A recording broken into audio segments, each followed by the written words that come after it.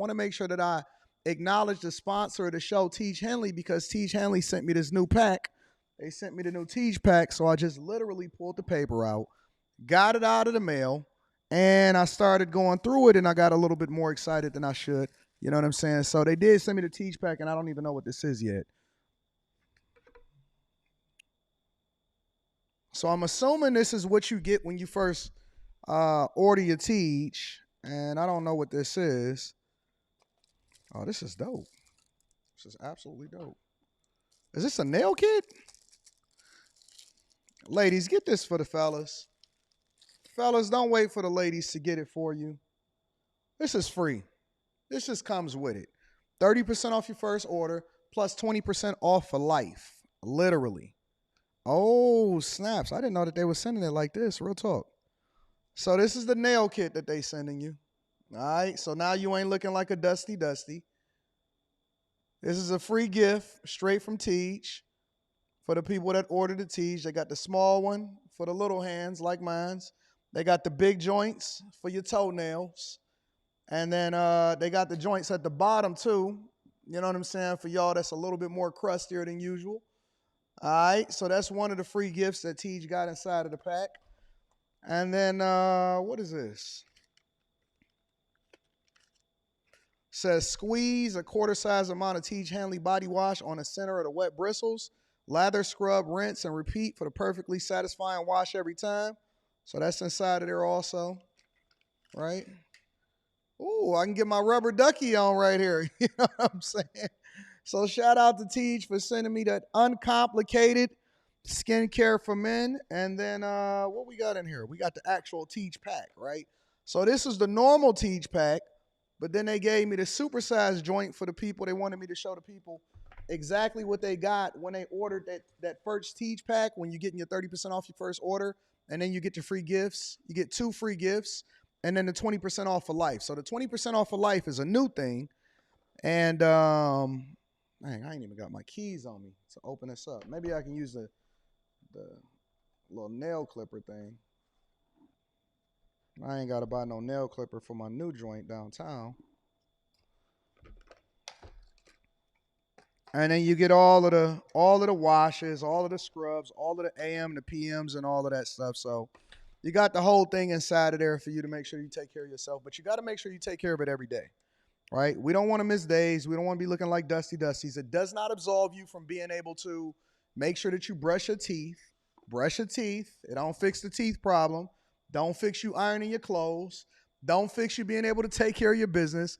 But it absolutely makes sure that your skin is phenomenal, even when you're going between shaves. You know what I'm saying? So shout out to Tiege Hanley. We absolutely appreciate you. Thank you for continuing to hold us down. I might do an official Tiege commercial, but I like just talking authentically to the people. I like giving the people the authentic look of what it is that you're dealing with, and I want you to hear from me personally, because anybody can do that little pitch and they can make some little videos, but very few of us can actually speak to the products of exactly what it is that you're supposed to use. So yeah, Tiege Hanley, 30% off your first order, and then 20% off for life. That's the Anton Daniels pack, 20% off for life. Using any other Tiege pack, make sure that you go ahead and let that go. And make sure you tap into the link it's in the description and take care of it, all right? What's going on is Anton from AntonDaniels.com. I appreciate you guys for continuing to rock with me. Thank y'all for tuning into After Hours last night. It was an awesome show. It was an absolutely awesome show, and I'm excited to be before you guys here today. So y'all ready to get started with the show? Y'all ready to get it popping? I couldn't sleep last night. I don't know what that was. I don't know what it was. Not sure why I couldn't really fall asleep last night. I was just like restless.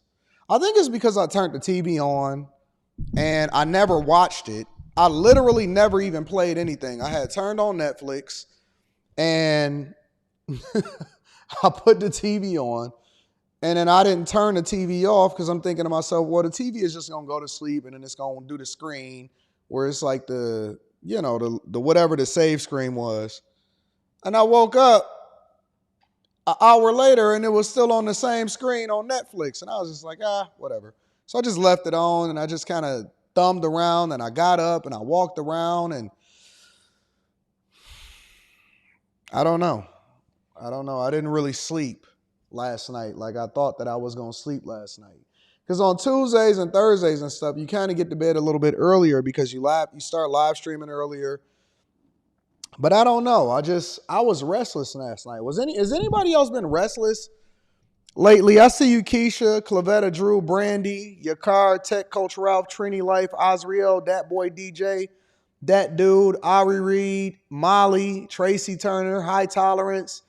I see you, sister, in the building. What up to all of my friends and family? Has anybody else been restless? Like I've been restless? I've been kind of like restless over the last couple of days. I don't know. I'm not sleeping well. Not sleeping well. I don't know what that is. Black Beauty says almost always. Keisha says, I feel you. I couldn't sleep too. What's on y'all mind? Why y'all can't sleep? It was energy in a storm. Yeah, man. It was a lot of raining and storms, and my power never went out, but maybe that's just because I'm downtown. You couldn't sleep either, Mika? It's crazy. Maybe you're thinking about something. Oh, I'm always thinking about something. My mind don't turn off. When I fall asleep, it's almost like I start dreaming the thing that I was thinking about, and I start trying a solution for it. And I realize also, and we're going to go ahead and get started with the show, but I realize also, let me just say this really quickly. And welcome to the Millionaire Morning Show. I appreciate you guys for continuing to rock with me. Let me get the housekeeping out of the way. Tiege Hanley, 40% off your first order plus 20% off for life. Shout out to the Tiege Pack. I appreciate you, Tiege Hanley, for continuing to support what we got going on. Y'all rock out with Tiege Hanley. And then also make sure y'all tap into the Patreon. We got some great stuff that's happening in the Patreon. That last live stream this weekend was fire. It is uploaded for the people that is on a tier. If you're not on a tier, then it's going to be very difficult for you to see the majority of the content that is on the Patreon. So some of y'all hit me up and you say, Anton, I can't see this video. I can't see this. That's because you're not on a tier. You got to join the tier.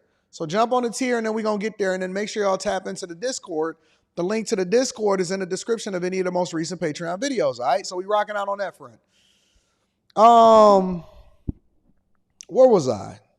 I realized yesterday or last night, and this is the conclusion that I came to when I woke up this morning, is that maybe it's just a man thing. We can't solve. Maybe it's just some things that we can't solve.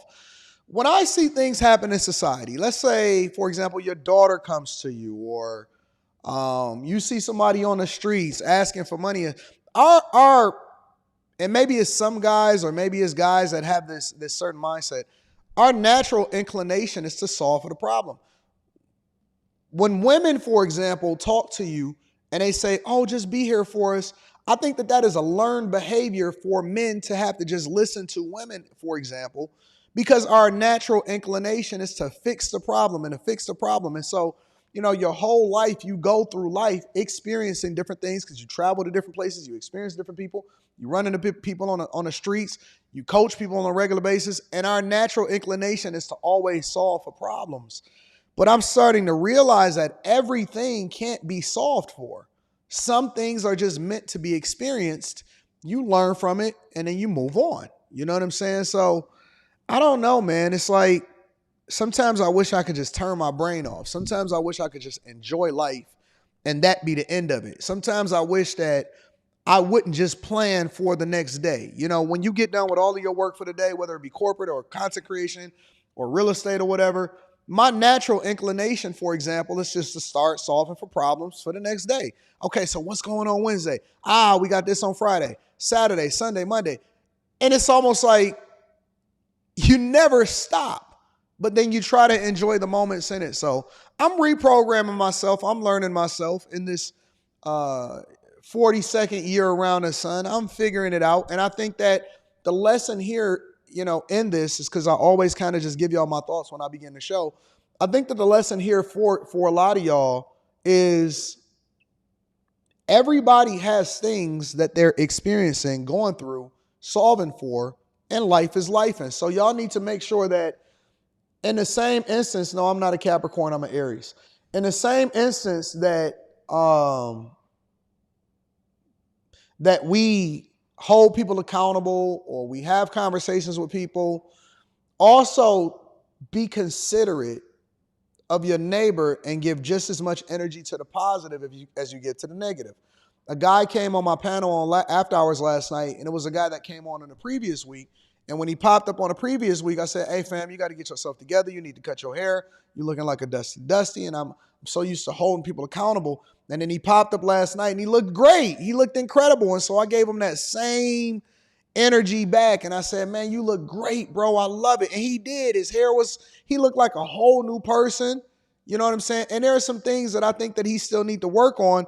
But I was looking in the chat because chat lives matters. And, the chat is a part of everything that we do.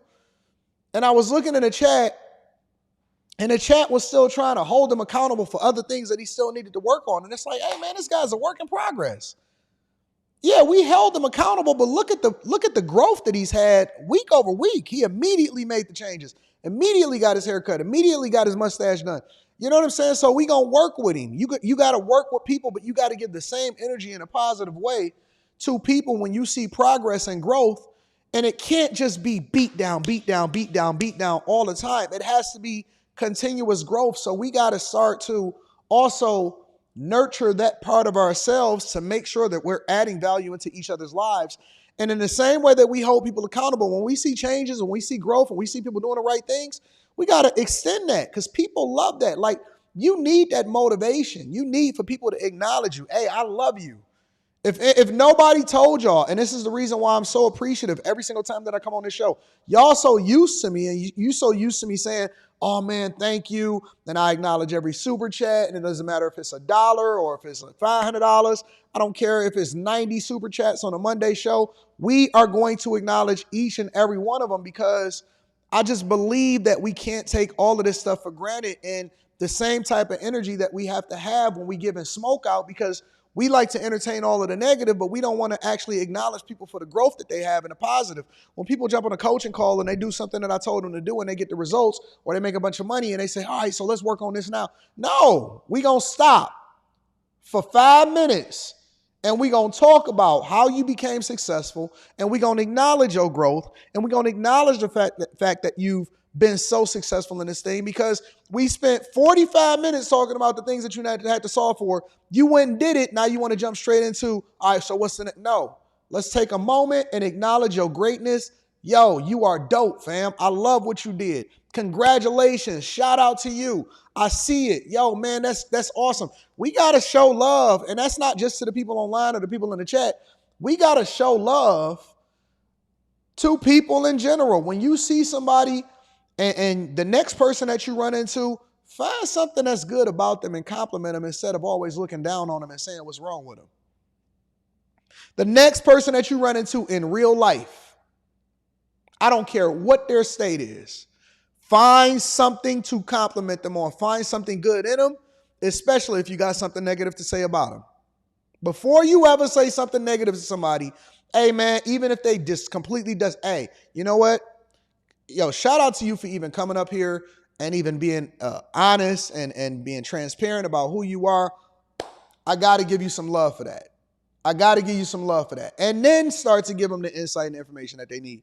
But don't always be so negative and so critical. I see people that come into my chat sometime, maybe not here on the Millionaire Morning Show as often, but I see people that come into the chat sometime and they have never, ever, I would imagine that they are probably one of the most miserable people that I've ever seen in my entire life in real life.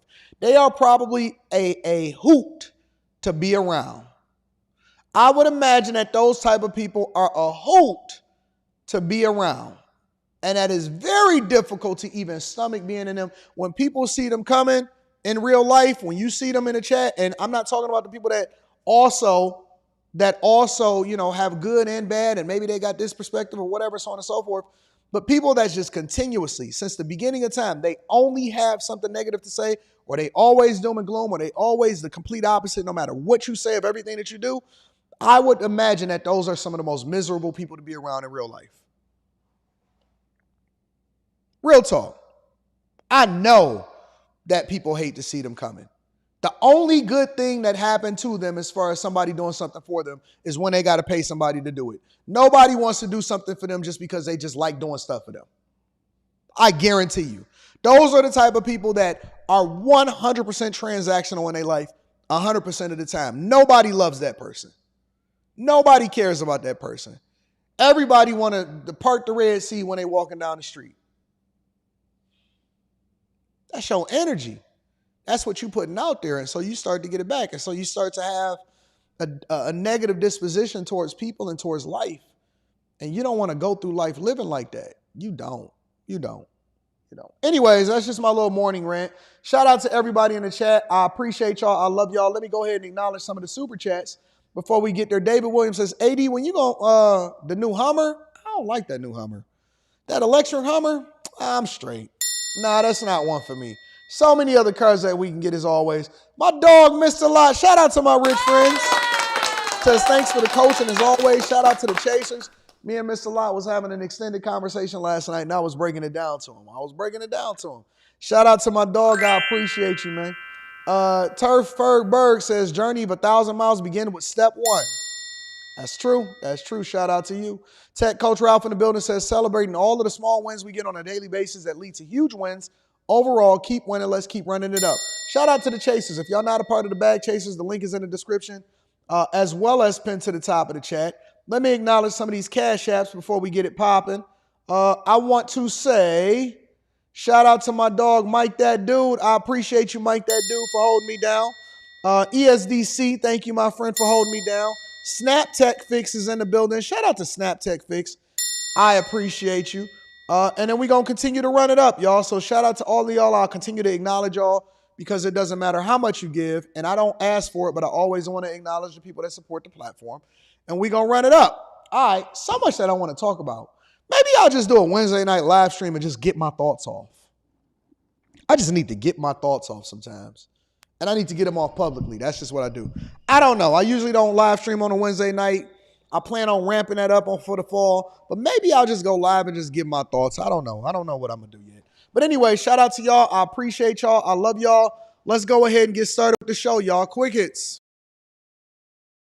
Quick Hits is a segment of the show that we don't necessarily think that we need to acknowledge every single thing in its own individual segment, but we definitely want to make sure that we keep y'all in the loop of what's going on in these streets.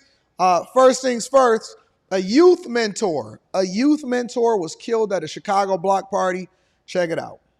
20-year-old Tanaya Smith was a youth mentor with Hood Heroes, a group which helps get teens summer jobs. She was shot and killed during a block club party. Her mother dropped her. Wait a minute.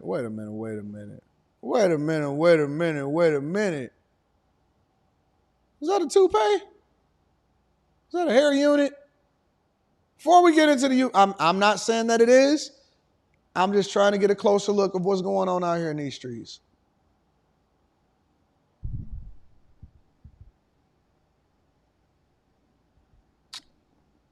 May not be a hair unit. It may just be the way. You might just got a little perm, laid it out on the front, lifting up on the side a little bit.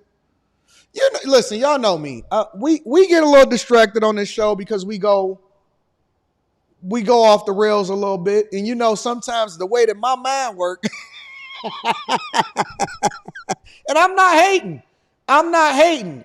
Listen, and I'm not saying that it is, but I'm saying that hypothetically, if that's the case, if you got a hair unit, I'm not hating at all. I'm all for it. Get your hair unit on, big dog. Do your thing, rock out, and let's get to it.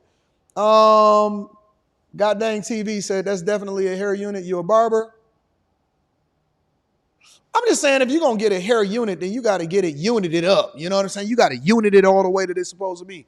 But, I mean, you know, do your thing. Listen, at least he groomed. He taking care of business. He on top of things. He got a shot. Let's get to it. I don't know what's wrong with my mind. Sometimes my mind just goes into other things. And you know, I notice things that other people don't notice. But let's get into it. We want to focus on the youth. We got to focus on the... Oh, not on a Wednesday. Come on, man. We got to We got to gather ourselves. Let's go. Youth mentor, block party, go. Heroes, a group which helps get teens summer jobs. She was shot and killed during a block club party. Her mother dropped her off at that large gathering, not knowing I can't stop looking at it. I can't stop looking at it. It's like I should have never seen it because now I can't unsee what I saw when I'm looking at it. I can't stop looking at it. Let me just go to the next scene. Hold on. Let me see. All right, we are there. In my chest, like hurting.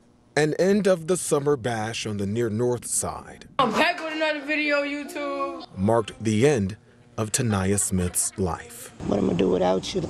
You be around somebody for 20 years, like I kind of grew up with her. The 20-year-old was shot during a large gathering at the Francis Cabrini row homes. Y'all know Chicago Mayor Brandon Johnson taught y'all to still use that term, large gathering.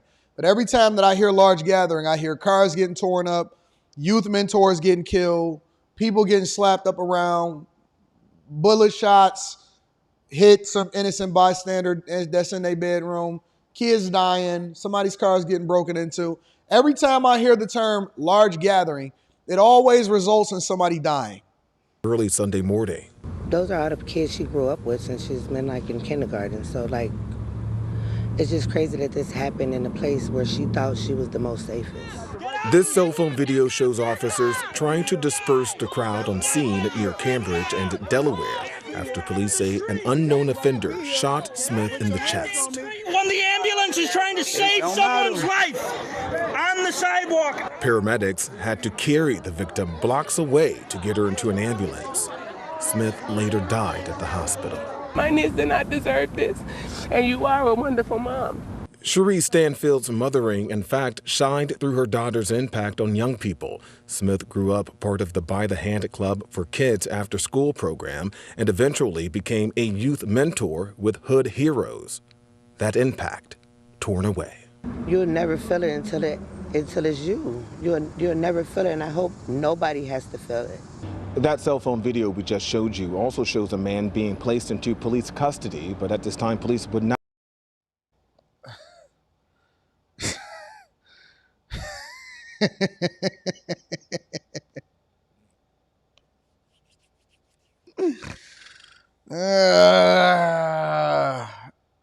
Let's go to the next story. I don't want to do this. Shout out to my people down there, and the thieves are still in the jaws of life right after the firefighters rescue a girl that was stuck in a swing. Check it out. A thief steals a Jaws of Life device belonging to the Oakland Fire Department while firefighters were rescuing a girl who got stuck in a swing. You got a lot of people around here that's homeless and stuff, and, you know, if they see something they can make money off, then that's it. How do you make, okay, first of all, Oakland, you are hell. Oakland, for my people that's in Oakland as bag chasers, get the heck up out of there. Oakland, you are officially hell. Officially. No ifs, ands, buts about it. How you make money off the Jaws of Life? Where you gonna fence that at? What? Jesus. I would imagine that the Jaws of Life probably costs a couple $1,000s, at least a couple $100s. You probably gonna get $10 for it just for the metal itself. How do you steal so you walking past and the firefighters just got done rescuing a girl that was stuck in a swing, and you steal the Jaws of Life from the fire department. Oakland is hell. It is hell right now. Jesus Christ. Good evening, I'm Betty Yu. And I'm Mike Meeback. Oakland police now trying to find whoever stole that critical tool that saves lives. New at 6, KTVU crime reporter Henry Lee live in Oakland after talking to the girl's family as well as the fire department. Henry? Well, it seems like thieves will steal just about anything these days to make a quick buck, but in this case, someone made off with a Jaws of Life, depriving the Oakland Fire Department of an important life-saving tool. She got stuck in it. As a matter of fact, she was too large to be in it anyway.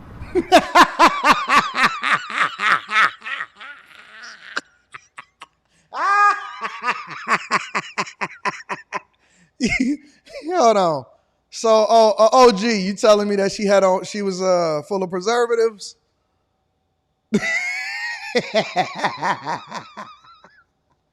Hey, OG said, you know what? She got stuck in it. She was too big to be in it in the first place. OG said, whatever this little girl, or whoever this girl was that was inside of this swing, it was full of preservatives.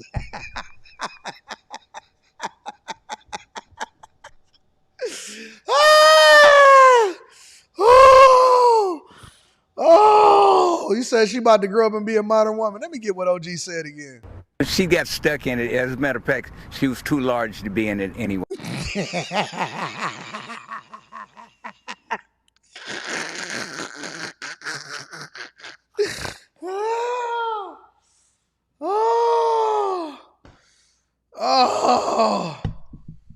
Oh, I'm starting to get a headache. Let me go get a water. I can't do this. I can't do it.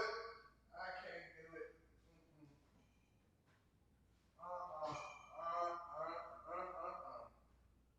Oh my God. I can't do this.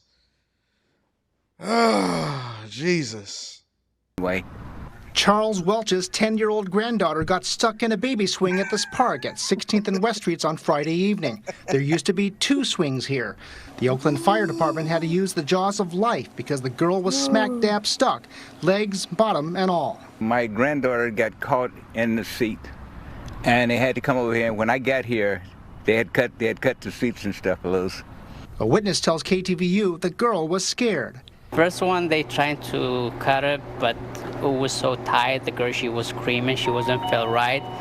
Then they had to take the whole swing down. The girl was saved from the swing, and she'll be okay. But in the aftermath of it all, firefighters realized their jaws of life, worth about $15,000, was... Whoa! $15,000 for the jaws of life? How did y'all fence that? Missing. Somebody homeless probably came around here and picked it up and thought they could make some money off of it. This jaws of life weighs about 55 pounds. It's not the lightest thing in the world, but someone could have easily picked it up and walked away with it. 15,000? The device belongs to the firefighters at Station 1, just blocks from the park.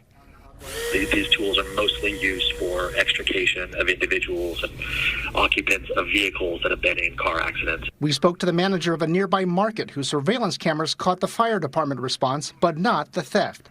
It's insane. How come they steal something like that? You know, firefighter, they come. Oakland. If you live in Oakland, get the heck up out of there if you're a bag chaser.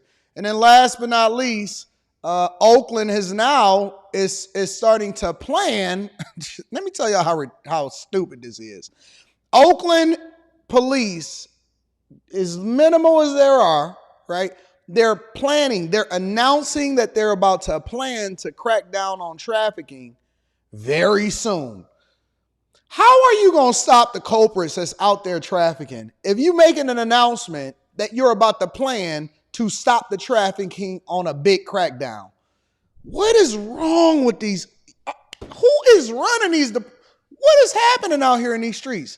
Hey, y'all, we about to plan a crackdown out there on the streets of Oakland, on the trafficking.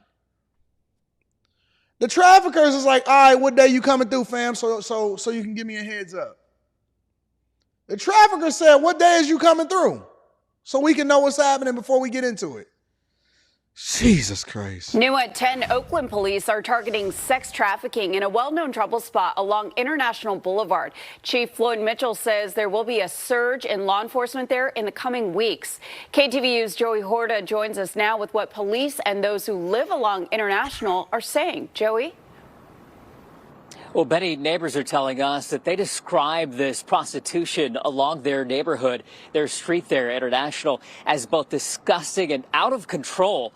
And police are hoping to change that soon.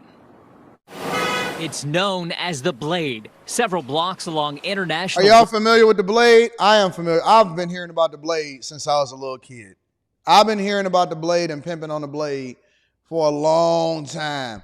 Look, ain't nothing going to stop on the Blade. As soon as the police go in at the time that they were scheduled to go, because they let them know what time they coming, they're going to be right back out there on the Blade. Boulevard in Oakland, a hotbed for prostitution. Agate, walking up down the street all times during the day. Terrence, who is afraid to be seen on camera, is fed up with sex workers roaming his neighborhood. Constant police passing by, they don't do anything. They see and they just look the other way. But according to Oakland police, that's about to change. Chief Floyd Mitchell revealing at... I see that big one? See that big one that walked across the street? But according to Oakland police, that's about to change. Chief Floyd Mitchell revealing at a recent public safety meeting, cracking down on sex trafficking is one of his top priorities. You're going to see a huge surge down there on International Boulevard within the coming weeks to address these issues. Another neighbor tells us off camera that they live above Godzilla Puff Palace, a smoke shop where we saw multiple scantily clad women coming and going. The neighbor claims they encounter prostitutes performing sex acts right outside their apartment door. We're going to hold those individuals that are promoting sex trafficking on our boulevards accountable to federal crimes. The San Francisco Collaborative Against Human Trafficking serves the entire Bay Area, helping victims become survivors. Listen, man, ain't nothing gonna stop on the blade, that's for sure. Especially now that they ain't got no money for the police department in Oakland, and the judges ain't prosecuting nothing, and crime is like in California. Shout out to Oakland, man. Welcome to hell. They ain't even got no hotel rooms at the airport no more. The Hilton closed. That's right next to the Oakland airport. Keith Lee went over there and said, hey, man, this is a no-fly zone over here. We came here to Oakland to try to promote their businesses, but I'm getting the heck up out of here. Ladies and gentlemen, that's your quick hits, man. Jesus Christ. Crazy, crazy. But shout out to the Oakland police officers. Y'all got y'all hands full. For real, for real. Let me read some of these super chats and then we're going to get into the show. You got that hairline magic Sharpie? Ain't nothing wrong with a hair unit. If these women can get middle part bust downs like my dog Quentin said, ain't nothing wrong with him getting a little bit of help. JP says, did you see the Republican National Convention is suing the city of Detroit? No, I did not. Let me look it up. RNC suing Detroit?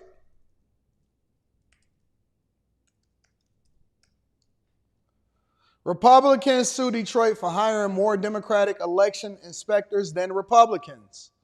The RNC is suing Detroit because it says the city didn't hire enough Republican election workers. Okay, I see what you're saying. All right, I'll probably cover that. We'll see. Maybe I'll cover it tomorrow and we'll see what happens. JP, shout out to JP. I appreciate you. AD, can you sneak in a hair unit next time on Fox News? Me and 2K was planning to do something with some hair units. So I got to call him and see what's happening. I know he be streaming late night. High Tolerance says, ghetto first responders. Crazy. Still in the jaws of life, this is ghetto. Can't even save no lives no more. Anthony Boom says they use the jaws of life to open up ATMs. Oh, okay, that makes sense now. Thank you. See, I don't think like a criminal, so I don't know how criminals operate. Eric Harris says, 80, what's going on with the news this morning? I don't know. They just getting anybody out the street to go and report the news. Big Dog Old Town says, dude's comment. Had me dying. SA says, whoa, 15K, forget stealing catalytic converters. They can just go and steal the jaws of life. But I don't know how you fence that. I guess, if you're just using it for ATMs. But anyways, make sure y'all hit a like for the algorithm, subscribe to the channel, and turn on your notifications. All right, y'all, let's get into the core of the show. You a fool, AD. That's like the story you did when a husky white dude who swore he was GQ had his equipment compressed and those. Look, man, we about to get into the show. All right, y'all ready to get into the show? I want to spend 10 minutes, max 15 on Tiffany Henyard, all right? 10 minutes, max 15 minutes on Tiffany Henyard because I think that the people in Dalton is getting what they deserve. All right, so what they're telling us is that Tiffany Henyard's spending is now starting to come to light, and it's not just what she was doing in Vegas. It's also what she's doing everywhere, including Texas and all over the globe. And she's billing tens of thousands of dollars, even though they are millions of dollars in the hole and in the deficit for the city of Dalton. Make sure y'all hit a like for the algorithm, subscribe to the channel, and turn on your notifications. Let's get to it, y'all. WGN Investigates has learned taxpayers are on the hook for tens of thousands of dollars more in travel costs for Dalton Mayor Tiffany Henyard and her administration. It comes after WGN sued the village for refusing to turn over financial records as required by law. A judge sided with WGN. Investigative reporter Ben Bradley shows what those records reveal. For a year now, we've been reporting on questionable spending by a South suburban politician named Tiffany Henyard. But we only knew half the story because we only had records from one of the two governments she runs. Now we can show you the real toll her travel is taking on. Hold on. Before we get into this, to know that she's been so egregious in her management of her city, let alone she's responsible for two different segments, that she got two jobs, that just tell me that y'all just lazy. Y'all just lazy. Real talk. For people that are saying, oh my God, and I'm going to get into it later on in the show, towards the end of the show, where people are saying that they basically can't work 9 to 5s no more. If she get into two bags, the one thing that you can't say about Tiff is that she not capitalizing on the moment and she not getting to the bag. The fact that she got elected to two different governments to run two different segments of government within the state of Illinois is insane, bro. That just tell me that it ain't even talent. It ain't talent. It ain't looks. It ain't none of that. It's all 100% work ethic. You can get whatever you want in this lifetime if you just put in the work, because she is running up a bag based off of what? Just making sure that she put her name on the application and then doing what she got to do and showing up. Showing up is half the battle. This chick is running two different governments into the ground at the same time and getting bags for the whole time and thinking that she going to win again. Taxpayers. Look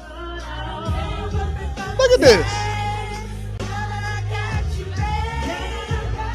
The self-proclaimed super mayor is a prolific poster on social media, but what she rarely publicizes are her travels, trips frequently paid for by taxpayers. If you want to have a good time, spend your own dime. Despite being a trustee, this is the first time Tammy Brown has been able to see the village's credit card statements, records we had to get through a judge's order. When you see things like this, it's like a punch in the gut. Last January, we told you Tiffany Henyard and her entourage racked up more than $67,000 in 1 month? In 1 month? Travel-related charges in just 5 months. But that's just what was charged to Thornton Township credit cards, where she's the supervisor. When you add in what was billed to Dalton, trips for Mayor Henyard and her entourage cost taxpayers more than $100,000. We questioned Henyard about travel last fall. I do not handle anything as relates to with credit cards. As you heard me speak today in my board meeting about, I do not handle that. Some of those charges are for you, though. No, sir. You didn't go to Las Vegas? Mm. What is that? No comment. You don't know if you were in Las Vegas? Of course I do. Were you? It's not paid by them. Who was them? So now we know that that was a lie. Fly first class to Las Vegas? Any other questions? When Henyard hits the road, she and other village and township officials do so in style. Records show they often fly first class, pay for upgrades. They've stayed at luxury hotels, including the Four Seasons, and dine at steakhouses. No, you got to get the Ruth Chris. When you just see these things.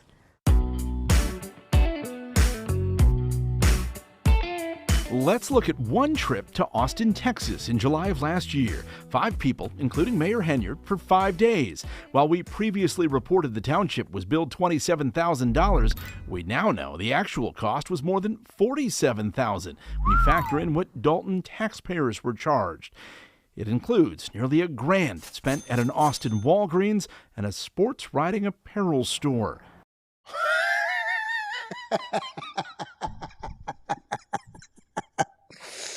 A sports riding apparel store.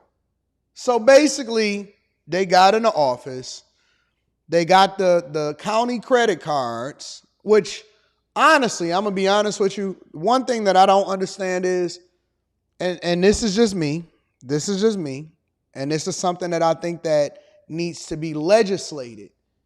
Why are credit card companies benefiting from county taxpayers?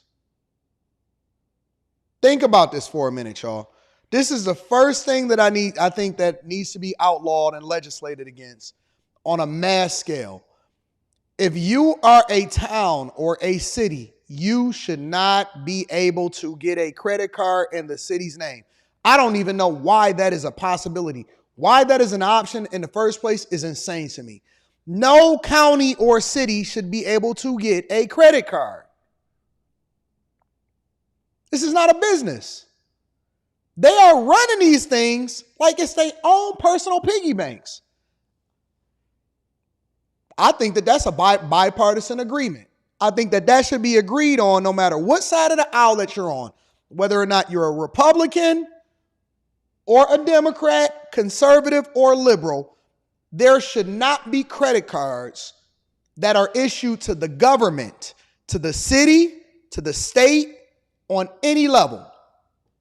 There should not be credit cards and that lack of oversight that should be issued. As a matter of fact, I'm going to tell you how it usually operates in corporate. When it happens in corporate, you're so careful about what you spend because you know that first, in most instances, you pay for it out of pocket. So let's say, for example, you go into a conference, and this happened both in nonprofit and for-profit, right? This happened as a software engineer when I was at the bank and when I was at the University of Michigan, right? When I was at the University of Michigan, they sent me to a conference. And then they said, listen, you pay for it. This is what you're approved to go to. And then we will reimburse you once you give us the receipt to justify that that's actually what you did. And then you had to pay for it out of your own pocket, submit the receipts, and then they would give you issue you a payment as a result of it after they approved you to be able to do it through your supervisor. It wasn't no just, hey, you could just get a county credit card or a company credit card or anything like that. And it was very similar, the same thing that happened in the private sector, which that's not even taxpayers' monies. So I don't know how in the heck that a civil or a county or a mayor or a city council member or anybody are able to get a credit card. That is insane to me. That is absolutely insane to me. You had to go through a whole process, software. You had to enter it online. You had to enter the reason for it or whatever, so on and so forth. All of that stuff. And then they may give you a per diem, depending on the company. They'll give you a per diem for meals. You know what I'm saying? And all of that stuff. But you had to pay for that junk and then send it in. Wasn't no finessing. I believe that all of these cities and these counties should have to have approval for whatever it is, and it should be inserted or it should be approved and then paid for once the oversight, which is one of the reasons why you're supposed to have aldermen and city council people and so on and so forth, so that it all could be approved. So that it all could be approved and you don't have no funny business that's going on.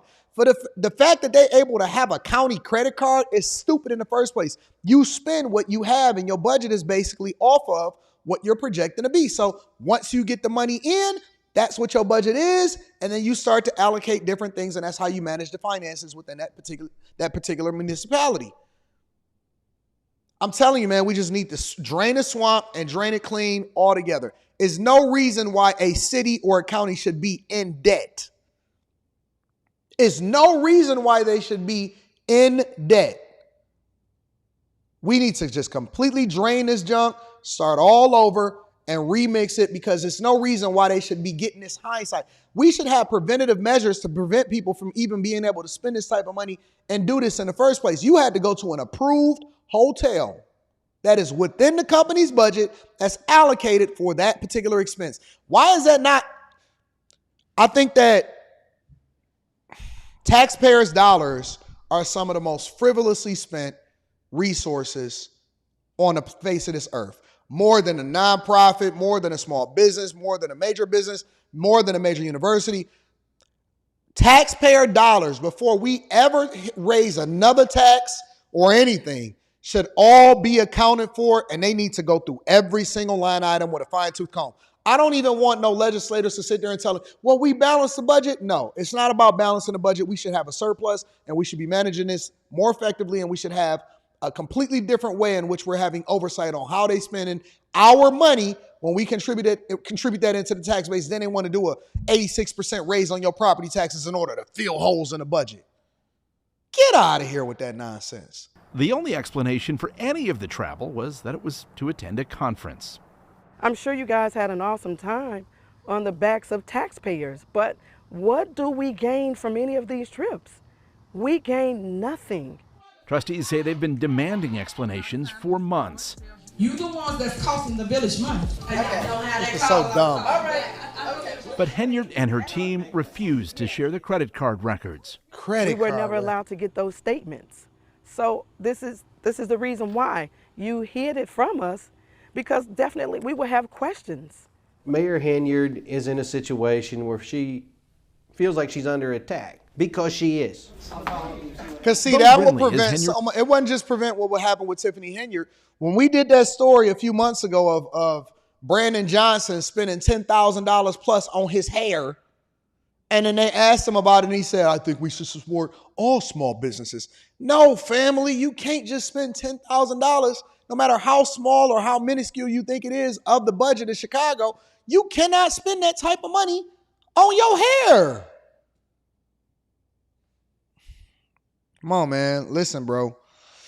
Don't get me in office. They gonna be mad at me. Anton cut out all of the spending. We gotta abide by a budget. Yep. I'm cutting everything out. And what is all of the nope, not approved. How does that actually help the taxpayers? How does that help the city? Is that gonna draw more revenue? How can you guarantee that? Nope. No conferences, no nothing, no lunches, no conferences, no supplies, no nothing. No. The answer is no. My number one, that's going to be my slogan. When I retire from making all of this money, and I retire and I start to run on the platform, my slogan is going to be the answer is no. That's my slogan. Nope. It ain't even going to be no. It's going to be nope with the P-E on the end of it. The answer is nope. You're not even going to be able to come to me unless you got a good reason. I'm going to treat the people just like I treat my daughter. What you doing? Nope. Dad, you always say that? Nope. So you saying that you don't always say no? Nope. The answer is no. When anything that it come to money, the answer is no. We're going to get the money back to the people. There's no reason that they continue to pay all of these crazy taxes. The answer is no. Money go back to the people. Criminal defense attorney hired after the FBI served subpoenas on the village and township earlier this year. He blames Henyard's top aide, Keith Freeman. Keith Freeman made the decision on how these funds are being used. Keith Freeman is going on these trips. You understand, this is a new mayor. This is someone that is new to this job. But she never thought, hey, I shouldn't fly first class. I shouldn't stay at the Four Seasons. If there was a problem with any of that, if that's not how you're supposed to do it, she relied on Freeman to tell her. If you want to, listen, if we sending you somewhere and it's actually business approved, you're going to fly regular. If you want to upgrade, you got to do that on your own dime. That's the way it works. If you wanted to fly first class, and you're going to have to pay that out of your own pocket, otherwise, you're going to sit in the back of that Spirit plane like everybody else. Spirit, Frontier, those are the approved airlines. If you don't like it, no. No Delta, no American Airlines. You don't even get Southwest. You don't get nothing. You don't get Alaskan. You don't get Emirates. You don't get nothing. If you want to go over there, we could either get you a rental car and you can drive. You can hit that Frontier, see if they fly there, get that Spirit Airlines, get that popping. No big seats. Nope. Hey, Anton, can I get 2 rows closer to big seats? Nope. Comfort Plus? Nope.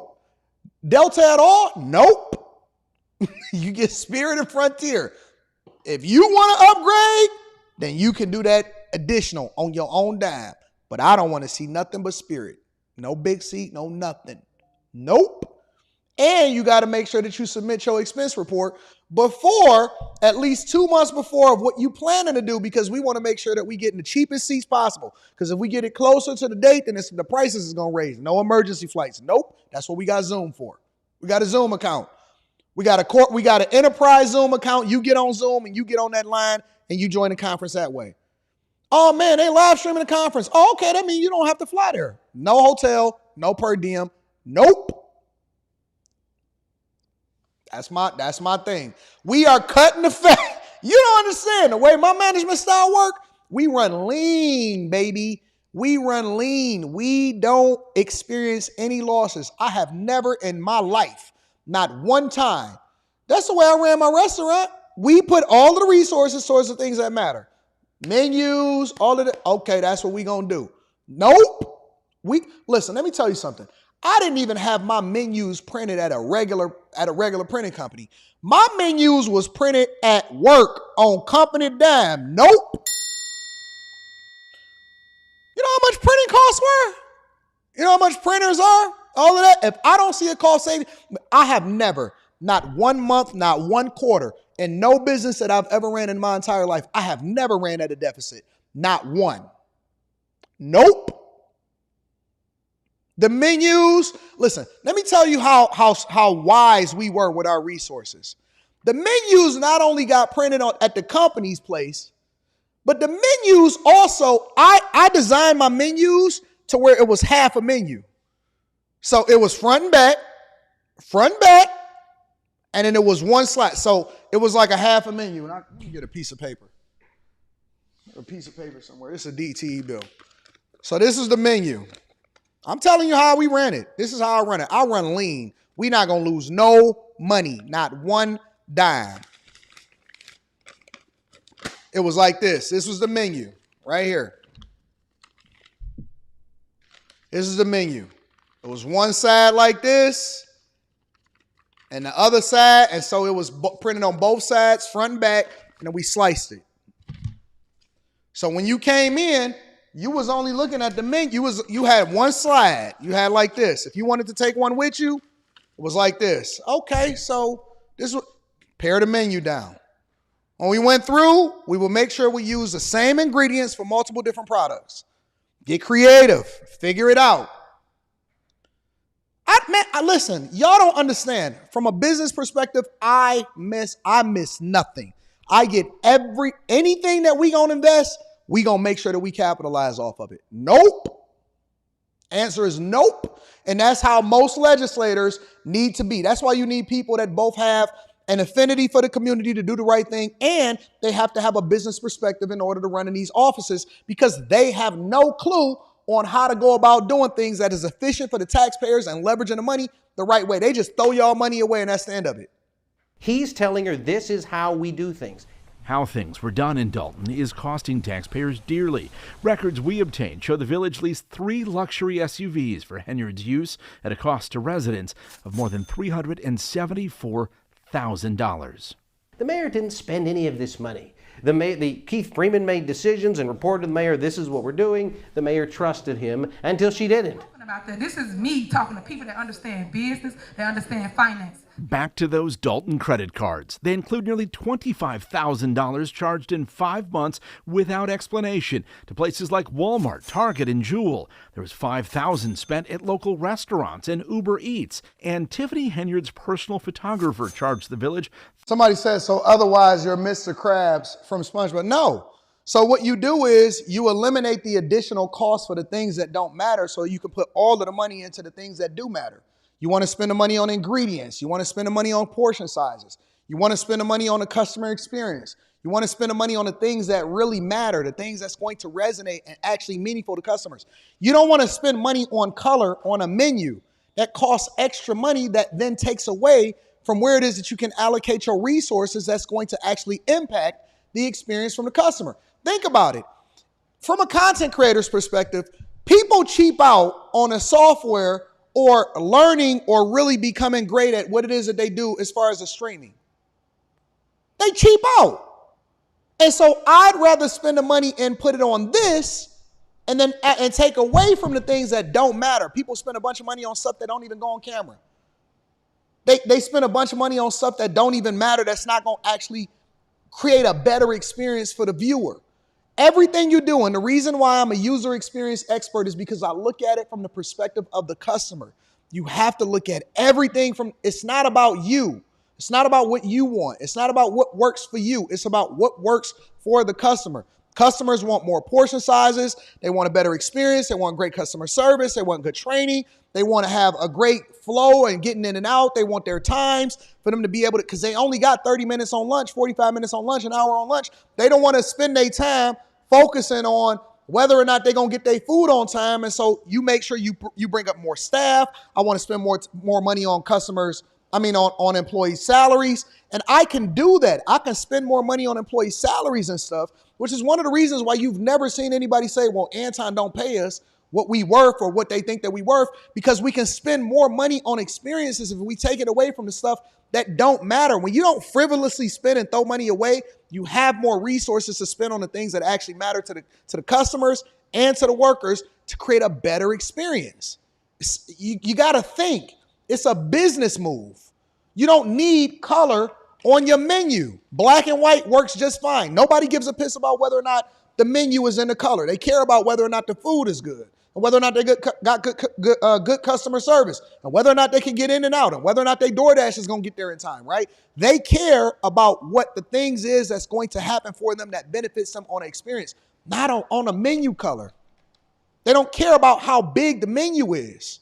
They care about whether or not they have a better experience. And so if these menus are going to go, every one of these menus is going to go inside of the bag, then you want to make sure that you make that as efficient as possible. You want to make sure that you spend money on the online experience so that they can order online instead of spending more time browsing through a menu. What is the experience? Okay, more people are looking at this device, looking at the online menu on a mobile device. So we're going to optimize it from a mobile first perspective instead of spending just a whole bunch of money on a website.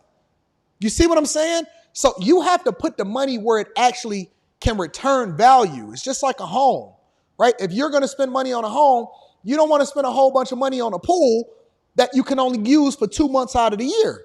You want to spend more money on the kitchen. You want to spend more money on the bathroom. You want to spend more money on the things that's going to give you a return on value. Everything you look at, you got to look at it from a business perspective.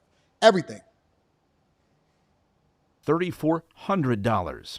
What I think is interesting about this case, this story, is you can be highly legal and unethical at the same time. Kelly Richmond Pope is an accounting professor who has investigated municipal spending. She says the brazenness is what caught her eye. Who does this? Who lives this way so out loud? It's almost like, I dare you to ask. I dare you to ask me. And I'm just shocked that a leader would think that they could get away with this type of behavior. Anyway, so this is y'all leadership, and this is one of the reasons why y'all need to become informed voters. Is because when y'all having these conversations, I want y'all to have these conversations thinking like a business person. When you're evaluating a candidate, and this is why I'm so against Kamala Harris, for example, you can't evaluate a candidate based off of feel good and hope and all of this stuff. They need to give you tangible policy, and then you compare and contrast that. And it often at times is even more pronounced when you're talking about local officials like Tiffany Henyards. If you live in Adulton, if you live in Chicago, you live in Oakland, empty promises and feel-good messages and messages of unity and we need to come together, that don't help me as far as my grocery bill. That don't help me as far as my property taxes. That don't help me as far as small businesses creating a better environment for my children. That don't help me when it comes to crime and prostitution. We need real, tangible solutions and how somebody is going to manage more effectively that aligns with what it is that you think is best for your family. That's the whole idea of it. Anyways, let me go ahead and read some of these super chats. I know I'm 10 minutes over. You know me, but we got time. I know I'm 10 minutes over, but let me go ahead and read some of these super chats. And this is the reason why we look at everything from a business perspective, even when we're looking at politics, all right? Drake Leo says she watched the credit card gurus. Fool. A fool. A7 Keys says, thank our people for voting for people like Tiffany Henyard and Brandon Johnson. It's about time to leave the circus. No, they're going to get what they deserve, and it's going to turn just like in Oakland. Billy Ray Valentine says, 80, you wildin' today. Just at Johnny's, the Chasers. Shout out to the Chasers and my homie Billy Ray. Let me see. Fee Funkerson is in the building, says it'll pay for itself. Anton, do you accept late expense reports? Nope. You just gonna be out of your money. You had your own vacation. No late expense reports. Jude says, my company only approves economy for business travel. I always upgrade to first class on my own dime. Yep, you can do that. Yep, I'll give you that. Yep, Can I upgrade to first class on my own dime? Yep, you sure can. Make sure y'all. I'm just telling you, I would be the most no-nonsense politician if I was to ever want to give up my power as a regular citizen. I would be the most no-nonsense politician in the world. Credit cards? Nope. First class travel? Nope. Not even a little bit. Let's continue on with the show. Kamala Harris finally agrees to do a sit-down interview. Let me give you the insight and the information with regard to that. We are learning that CNN will hold an exclusive interview with Kamala Harris, her first since becoming the Democratic presidential nominee. Her running mate, Tim Walz, will join as well for this first interview. This is also their first interview together as the Democratic ticket. Let's bring in our CNN political director, David Chalian. So, David, what are we learning? Yeah, I mean, we have been waiting to see this next sort of important hurdle for Kamala Harris and her campaign to jump, which is after a very successful 6 weeks here since she became the Democratic nominee, coalesced the party behind her, raised a ton of money, injected enthusiasm, got a running mate, pulled off a convention. All of that, though, Alex, very scripted. Now, a couple other things coming up. They said they were going to schedule an interview, a sit-down interview, an extensive interview before the end of the month. That now is happening on CNN with our colleague Dana Bash, our anchor and chief political correspondent, down in Georgia. Harris and Walz are going on this bus tour starting tomorrow in Georgia. The interview will take place on Thursday. It will air as a primetime special at 9 p.m. Eastern here on CNN on Thursday. And as you noted, it is, of course, the first joint interview that the Democratic nominee and the vice presidential nominee are doing together. But it's also her first interview, the vice president, as the Democratic candidate. This is the first time she's going to take questions in a concerted effort like this in an interview format since Joe Biden 6 weeks ago upended this entire race by making that historic decision to bow out of his campaign, endorse his vice president, Kamala Harris, and that sent her on to these last 6 weeks here. And there are a lot of questions that have been lingering out there for her to answer as we go into this fall campaign. And in speaking with the campaign, they've made the point that you just did. It's been a busy 30-plus days. She's had a lot to do, not least of which was last week at the DNC. But as you note, that was all very scripted. So how much more revealing can an interview like this be for the voters? And I guess more importantly, for those undecideds who are still going to be making up their minds the next few weeks. Yeah, so I don't think voters look at it like we do and say, oh, do an interview, take more questions. We in the press afterwards, love perhaps, that. when But something... exactly, but I do think voters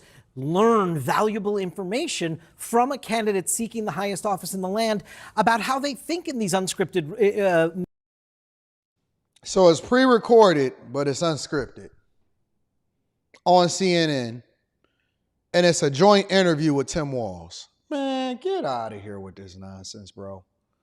Get out of okay, come on. Let's just gather ourselves. And again, it's always the initial announcement that people get, see, she about to do an interview. All right, it's similar to that economic policy nonsense that got 100% canned and trash on both sides. Think about it from this perspective, okay? She's going on CNN in a pre-recorded interview, in a joint interview. Now, me personally, I have never, and maybe I'm just not remembering, I have never seen a joint interview with the president and the vice president, especially on the first interview on a liberal platform in my entire life. J.D. Vance and Trump is pulling up to all events and taking all questions. No pre-recordings, no rehearsals, no none of that. Regardless of whether you like their answers or not, J.D. Vance, they not only pulling up to all events, they pulling up in hostile territory. National Association of Black Journalists, Kamala Harris didn't even pull up. You know why? Because she don't want no unscripted. The only time that we've ever seen her get an interview and sit down from somebody that it wasn't unscripted, which I've gotten clips all day long, and I've been trying to figure out whether or not they're AI. She sounds so crazy. She sounds drunk on these interviews, right? The previous ones, back when Biden was still running. The only time that we've ever seen somebody have the opportunity to ask a question was really Steve Harvey. And what did Steve Harvey say? Steve Harvey said, listen, don't be asking me to ask her nothing that is off script or to grill her on real issues that would be meaningful to the American people, because that's not what we're doing here. Y'all got to make sure that y'all vote for her based off of identity politics. What presidential candidate has to sit down with their vice president in order to take an interview that is pre-recorded, edited it, and then they're going to drop it for y'all and act like it's not scripted on CNN? We don't believe this nonsense. We're not rocking with this. Literally, I just played an interview, what was that, from yesterday or the day before yesterday, where J.D. Vance, and he keep pulling up to NBC, ABC, and CNN and all of these, and MSNBC, and he keep on taking all of the hard questions. They asking them, they trying to find anything. What did you say about the cat ladies, the single cat ladies? They say they pulling everything out of their bag that they could possibly think, and he don't even care. Hey, listen, let's rock out. You want to talk about policies or you want to talk about cat ladies? Okay, that's up to you. How many of us actually really is rocking with this? CNN holding an interview and they're going to do a joint interview together instead of being able to ask her unscripted questions. I'm going to tell you what I would see. Let me tell you what I would, honest to God, seriously consider her, voting for her, if she did an unscripted live interview with no prerequisites as far as the questions or what you can and can't answer somebody in hostile territory. Live interview, not pre-recorded. Just let them ask whatever it is that they want to ask, and you answer the questions and do it live and see how that play out. I would, honest to God, seriously consider her for President of the United States of America. Moments and how they think through a pressing challenge or question that they are being asked. So they are valuable to voters. And in fact, Kamala Harris had a bit of a rough go with one of these big interviews out of the gate as vice president. She sat down with NBC's Lester Holt, and she had some answers about whether or not why she hadn't yet visited the border. NBC. And her response to those questions have been obviously area of Republican critique, but throughout her first year as vice president, an area of Democratic concern about Harris's performance. She obviously has worked to address much of. And so they seen that performance and her previous performances, and they was like, oh, let's put 10 walls with her. That, and we've seen a far different Harris in these last 6 weeks on the campaign trail, a far more sure-footed Harris. But now is the opportunity to hear her ruminate aloud with Dana asking her about her policy positions, her plans for the future, her plans for the country in an unscripted setting, and of course, to see the Democratic ticket with each other, interacting with each other. And as political director, you're certainly going to have a hand in helping Dana with those questions and formulating those. What do you think are some of the issues that Dana's going to have to focus on? Listen, I think it is pretty clear from all the surveys out there what the American people are focused on. The most important issues, time and again, we learn in every poll, the economy is number one above all, the cost of living. Those are things that Kamala Harris herself addressed in that speech in North Carolina a couple weeks ago, but to flesh that out, no doubt. And it is what we hear day in and day out from Donald Trump and J.D. Vance on the campaign trail on the issue of the economy. It's what we see both the Harris and Trump campaigns spending all their advertising money on right now, sort of going back and forth in these battleground states on the airwaves over the economy. So that's issue number one for voters. But there are a whole host of issues of policy positions, both foreign policy and domestically, that we just haven't heard from her yet in this capacity. With less than 3 months left to vote for the President of the United States of America. Let me get Fox News' take, because I wanted to get both takes. I like to try to be a little bit more balanced and making sure that I get everybody's perspective. Let me get Fox News' perspective on this, of her finally agreeing to do a sit-down interview. Kamala Harris will finally take part in a sit-down interview tomorrow when she and running mate Tim Walz face questions from CNN's Dana Bash. The Harris campaign reportedly considering several interviewers, with Politico reporting, quote, Harris campaign staff have been asking reporters who they think she should talk to. Behind the scenes, all of producers from big-name actors have been calling the campaign to pitch their talent as the person she has to do it with. Joe Concha is a Fox News contributor, and he joins me now. Joe, before we get into that Politico article, before we get into the substance, hold on a second. She can't do an interview unless her buddy Walls is sitting next to her. Doesn't this sound like this new Gen Z trend where, they go in for an interview with a job potential and they bring their mom? Or AI. Wow. Yeah, Todd, we're witnessing the most preposterous, absurd, amateur, laughable, farcical, asinine campaign we have ever witnessed in our lifetimes. I mean, what's next? Is Kamala Harris going to send out bumper stickers that say, hey, vote for Harris Walls 2024, make America great and joyful again? I mean, this is the weather vane campaign who will say and do anything to get elected. Why can't Kamala Harris do this interview by herself? It is a great question, Todd. Why does she have to bring along her running mate with her? As for this interview, CNN, being CNN, they agreed, Todd, to allow Kamala Harris and Tim Walz to do a pre-taped interview. Why, one would ask, isn't the interview live? Oh, and another question, because this is a very good question, why did Kamala Harris and Tim Walz choose CNN in this particular situation? Donald Trump, J.D. Vance, they have done multiple interviews recently live, because live means no editing afterwards. It means no manipulation, no omission of the content. But by doing a pre-taped interview, CNN can now package this interview, they can homogenize it, and they could also omit any Thousand Island word salads that Kamala Harris and Tim Walz serve up. So here's a request to CNN, to Dana Bash specifically, and it's a simple one. Release the entire interview on CNN.com, online, unedited. I don't think that should be too hard of an ask right here, Todd. I mean, because I want to see the whole thing. I don't want to see whatever they produce afterwards. As for yeah, and I agree with that. I don't think that that's an unreasonable ask. Is to say, listen, because it's already going to be pre-recorded.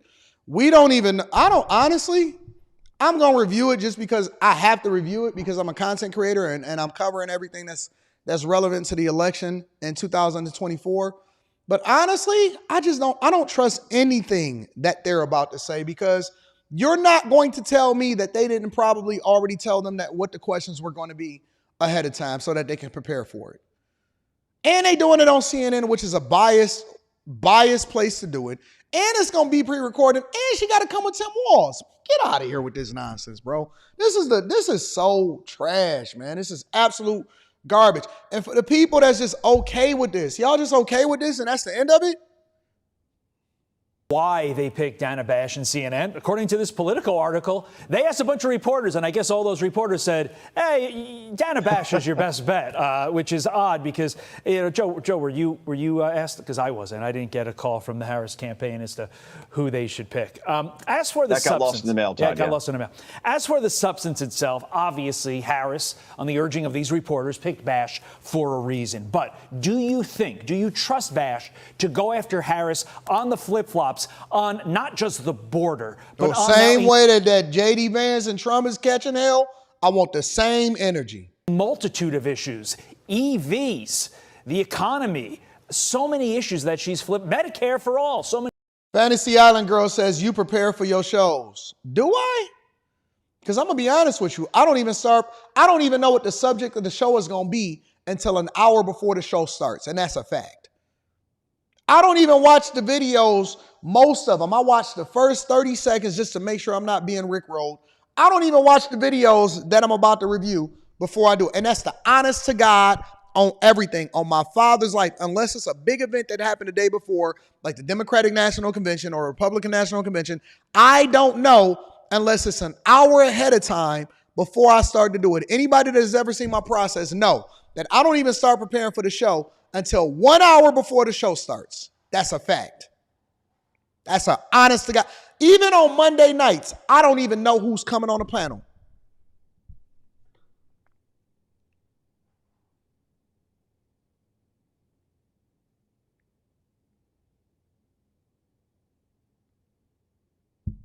Your call has been forwarded to...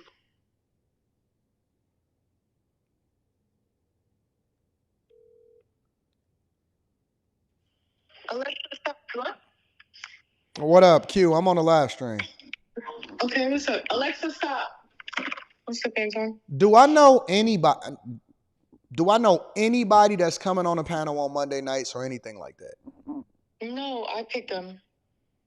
So before the show started at 10 o'clock at night, Eastern, do I know anything about any of these people and what they're going to say and what's going to happen? No. Because usually I always pick them, so sometimes I don't even know what they're going to say because I'm picking them based on them wanting to come on the live on IG. Thank you. I appreciate it. I don't know nothing. I know zero. And I like it better that way because I think that it makes for better unscripted content and it makes me a better debater. I don't know who going to call. I don't know what's going to say. Even on the smoke shows, I say anybody can call up. Many issues that she's flip-flopped on. Well, that's the thing, right? I mean, if Dana Bash can do what the great late Tim Russert used to do in these situations when he used to moderate Meet the Press and play back Kamala Harris's. Hey, AD, did you know the Fox News questions before your interview? I did not. And that's the honest to God on my daughter's life. I did not. I don't have no script. I don't have none of that. All they say, hey, yo, you about to go on with Laura Ingraham. You about to go on with this person. All of that. I'm about to do another big international show. I shoot that next Tuesday. Right after the holiday, I shoot it next Tuesday. I have no clue what they're going to ask before they ask it. No clue whatsoever. You got so many minutes to answer the question. You got so many seconds to get your thoughts off. Go. As a matter of fact, I'll tell you what the process is. I can't even see the person that's asking me the question. I couldn't even see Laura Ingraham. I was looking into a camera into the dark. I had light on me. I'm looking into a camera. I got an earpiece to hear what they saying to me, and I just got to go. And you rock. And you execute. When they ask you the questions, you got to be concise. You got to get your point off. You got to do what you got to do, and you can't even see the person that you're talking to. It ain't even like we doing it on the live stream. You literally just talking into a camera. You can't even see nothing. Tim Walz's own words when it comes to both of their past statements on policy positions. So I want to hear about how she was 100% for fracking, and now she apparently is against it because she really needs those votes in Pennsylvania, or on ending fossil fuels, ending all offshore drilling. These are all things that Kamala Harris has said. She also said she wants to abolish ICE. She supports sanctuary cities. She wants to eliminate private health insurance. Let's see, what else has she said? Oh, that's right. She wants to provide free health care for those who are here illegally. She wants to reimagine the police, which means diverting funds away from police. Listen. This is what it comes down to. You are about to command the highest office in the United States of America. You are about to become the leader of the free world. You are about to become the leader of the free world. The leader of the free world. It's no reason why you should not be able to answer questions on your own policy and your own record and the things that you're going to have to deal with on the record. If you can't sit at, look, forget all of the preparation. If you can't sit in front of a camera or sit in front of people and reporters and answer a question on why people should vote for you and be able to justify what you stood on as far as your record, your history, and the policies that you're proposing to the American people, how can people trust you to sit in front of some of the world's leaders? You're talking about making decisions on behalf of 350 million people in the United States of America, not including the ones that are undocumented. The standard should be way higher for you. What are you talking about? You shouldn't have to prepare for that. That's something that you should be able to rattle off the top of your head. Somebody asked me a financial question. Somebody asked me a tax question. Somebody asked me a business question. I'm well versed in it. I've been doing this for 20 plus years. I built businesses. I can answer everything that you can think of. I don't have to prepare myself for it. I can go on any topic, on a relationship topic, on a money topic, on a life topic, and I could just cook. I could talk for the next 1 hour straight, take any unscripted question. The standard should be out the fucking roof for a person that is running for the president of the United States of America. How shouldn't the standards be out the roof? What do you mean? You're running to be the leader. You're going to have the nuke codes. You telling me that you can't answer an off-script question and you got the nuke codes? Are we really that diversity, equity, and inclusion and identity politicking that much to where we can't ask her no unscripted question, and we're saying that this person is supposed to have the new codes? That in a time of crisis, she has absolute power as long as she declares an emergency to where Congress can't even stop her? Stop, man. Stop, bro. Get out of that. No way, no how. It ain't no way that y'all ever can justify anything like that makes sense. You supposed to be held to a higher standard. I shouldn't even be able to compare being able to go off script as a YouTuber to a person that is running for president of the United States of America. What? How are y'all justifying this? Get out of here with that, man. Ain't no way y'all gonna sit here and tell me that makes sense. No way, no how. That is all cap. Oh my God, I need a partner to sit next to me. I need Tim Walz to sit next to me. J.D. Vance and Trump, I don't even know if they've been in the same room together since the Republican National Convention. They taking off-script messages on a regular basis. On a regular basis. They taking off-script questions on a regular basis. In hostile territory. No scripts. Get out of here with that, bro. Get out of here. Y'all crazy. Y'all insane. And anybody justifying this is insane too. And I have to question your sanity when you voting for president of the United States of America. Let me go ahead and read some of these super chats and then we're going to get into the next part of the show. Because we got to talk about this Trump indictment. Jonathan Scott says, I'm just going to vote for Tiege Hanley. 40% off your first order, 20% off for life. And make sure y'all join the Bag Chasers. Link is in the description. Best feeling is success. Said, I got this fireball for you. And then they got a thought. They got a comment. Also says, I saved $20,000 for a down payment on a semi-truck. Should I invest that money into real estate instead? I plan on using the truck as a positive cash flow while building my real estate investment. Listen. I get y'all questions, but it's so much context. I don't know what your debt is. I don't know where you live at as far as where you decide to invest in real estate. If you invest in California, Florida, Texas, New York, it's all different if you invest in the Midwest. Me personally, I have an affinity for real estate because I understand it. I only believe in investing in real estate in the place that I live because I understand all of the different places that I'm investing in, so on and so forth, right? So if you're asking me my personal experience based off of my own life, I'm always going to invest in real estate because I use it differently in order to protect wealth and also protect myself from being able to pay more in taxes than I have to.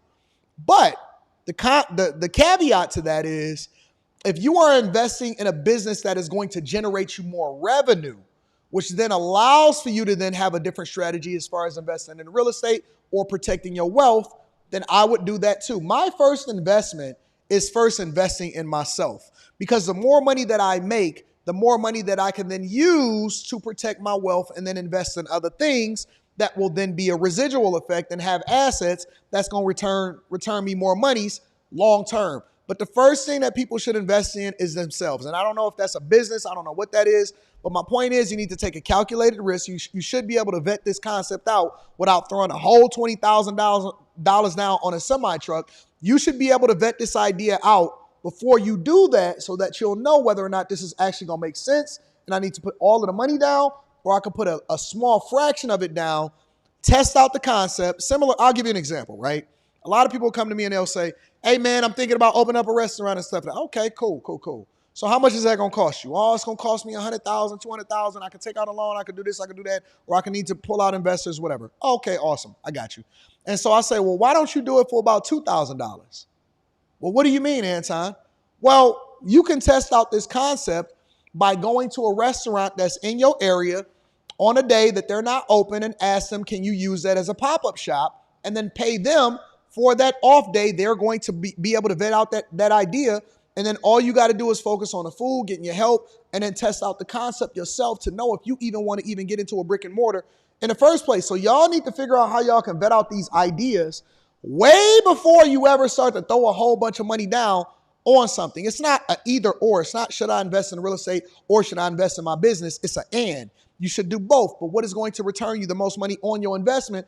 First, you need to vet out that concept and don't be so quick to throw the money down like it's burning a hole in your hand, all right? So vet out the idea first. See if it's going to absolutely give you the return on investment that you want, and also take into consideration all the additional costs that's going to come along with it. Are you making money when you off the road? Are you going to have to hire somebody in order to continue to run that truck? Are you going to have to run the truck yourself? And does that take away from your earnings and other things that you're doing that allow for you to get the $20,000 in the first place, right? So many different questions that you have to ask yourself, but vet out the idea, go through all of the different scenarios, do a cost analyst. I'm forgetting the words of it. But basically analyze the situation to determine whether or not it's going to make sense for you. And then the money that you generate, then deploy that money into other resources and assets that's going to give you a return on investment. All right. Shout out to you. Phenomenal question. I appreciate you. Let me read a couple more super chats and then we're going to continue on with the show. Big Sugg says this is ridiculous. This is a prime example of a DEI hire, an embarrassment to black people since she is now black and most accepted. I agree. Sleepy Domain is in the building, says they sent the questions in already and they still need to back up. If they get the questions ahead of time, I don't even want to hear nothing, but we're going to review it. A7 Keys says, Cringe Network News presents Harris Wall Sit Down Part 2, cackling, pandering, simping, and tacos. So stupid. Shout out to Messi, says, never thought I'd see the day when a presidential campaign was phoned in. Anton, this is laughable. It is hilariously laughable. Jay Hunter Lee says, did she just compare preparing for your show to a live interview? I don't even know what they're going to ask me when I pull up to interviews. I just show up.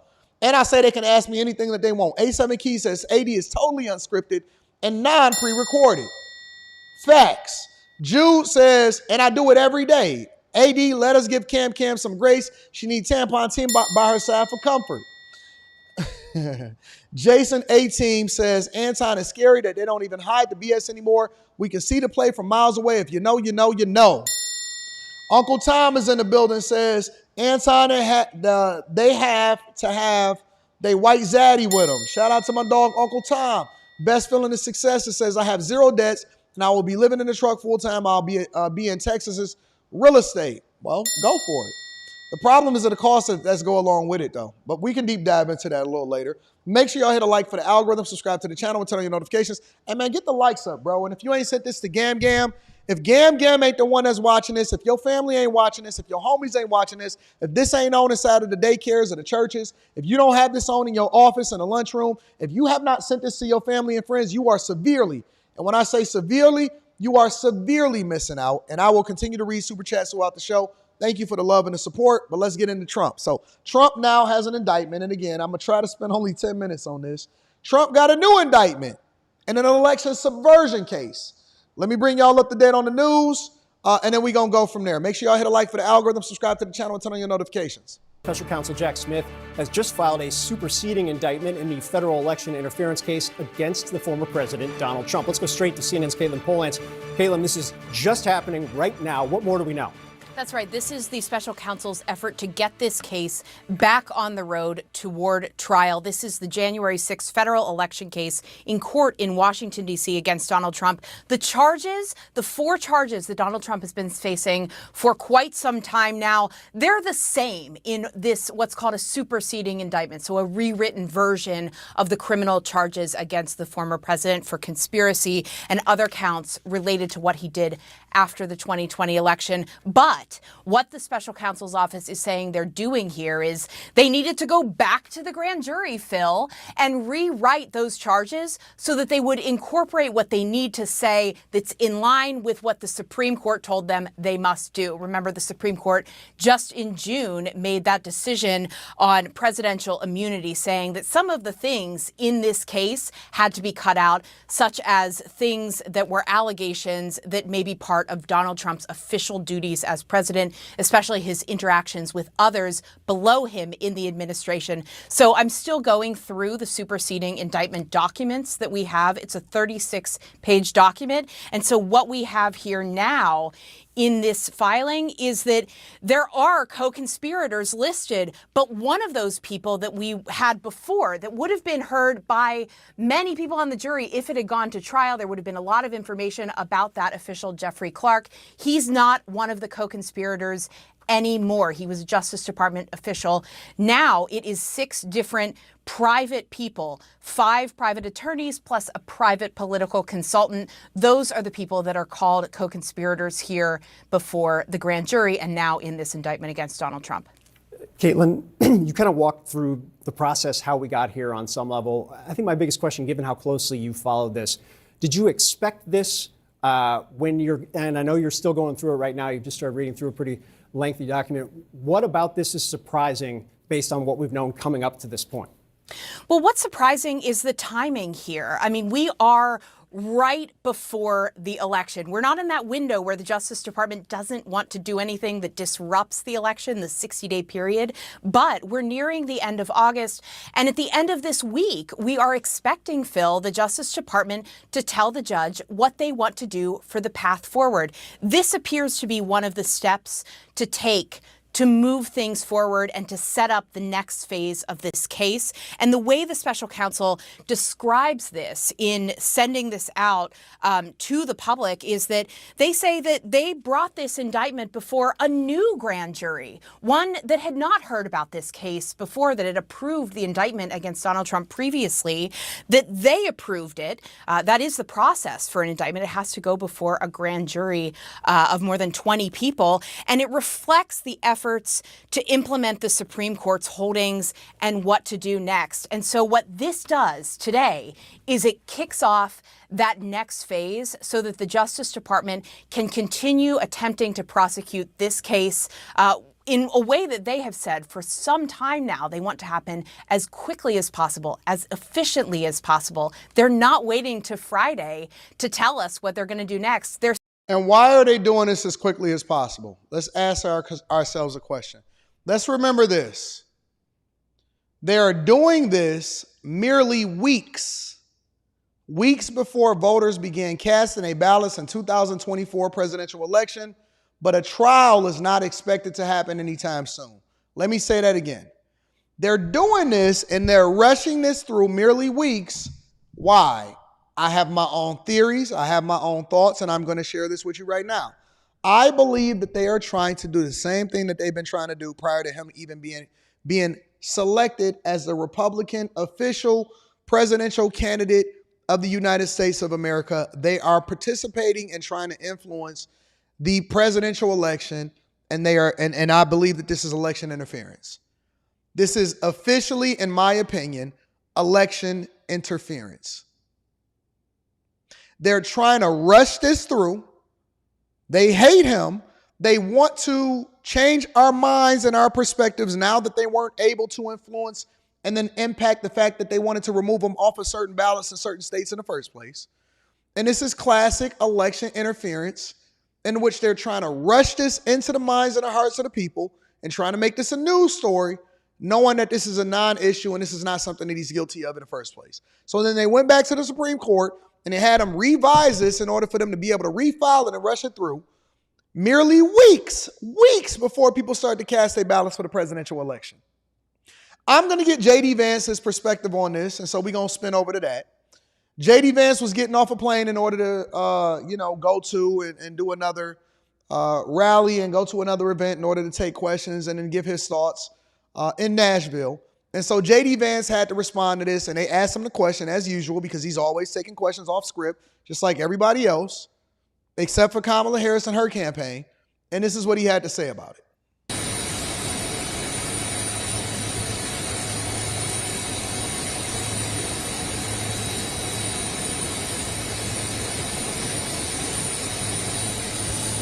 We're walking down the stairs much different than Biden used to.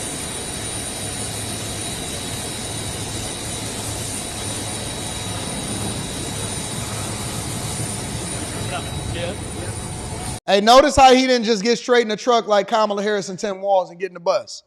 What did he do? The first thing that he did is he went and shook hands, and then he went straight over to the reporter and see what's happening.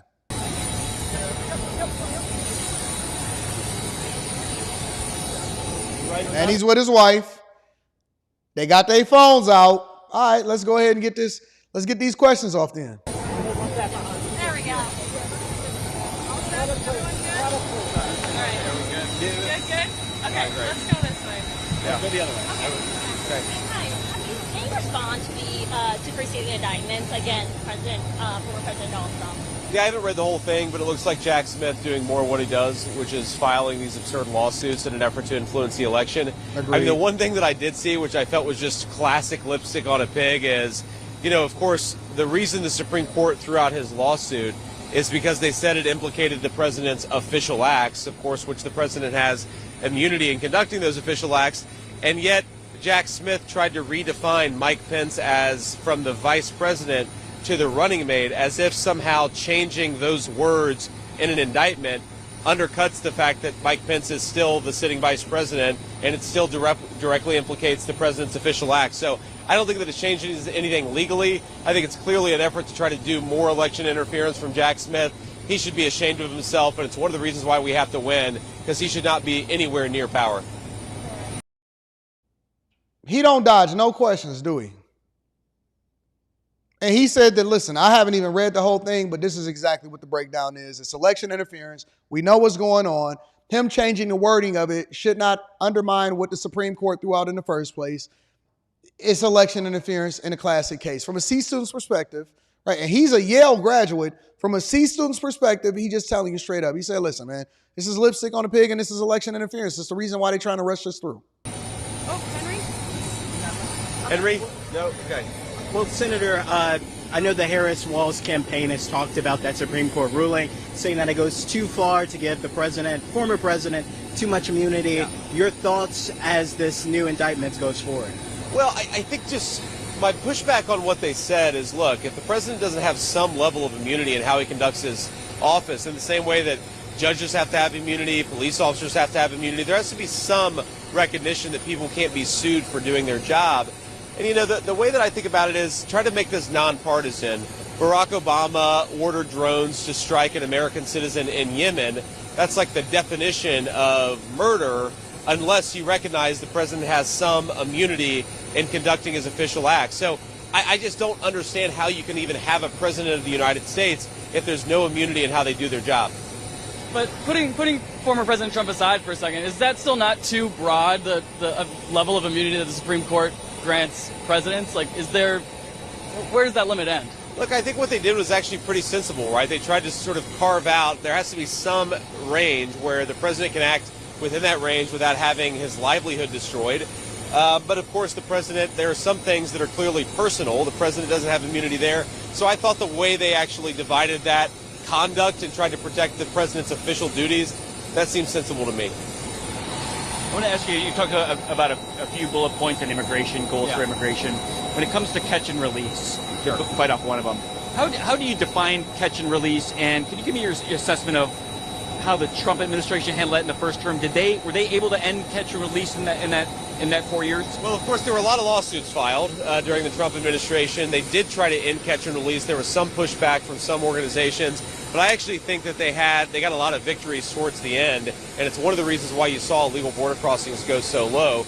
And the way that I think about a catch and release is if somebody comes into this country and they claim that they have a right to be here either via asylum or some other process, you can't sort of say, all right, great, here's a number, come back in 9 years when you have a court date, because one, you're never going to hear from those people to begin with, and two, even if you do, that's 9 years they're able to float around in our country without any real accountability. That's what I find so preposterous. Like when people come in, you process them, you adjudicate their claims, either they stay or they have to go back, but you can't just let them float around the United States for years or even longer. Is there something that the Trump administration, just to follow up on that, is there something that the Trump administration was doing on catch and release in those 4 years, or your own idea of how to, gives you an idea of how to, or the best way forward and how to end that?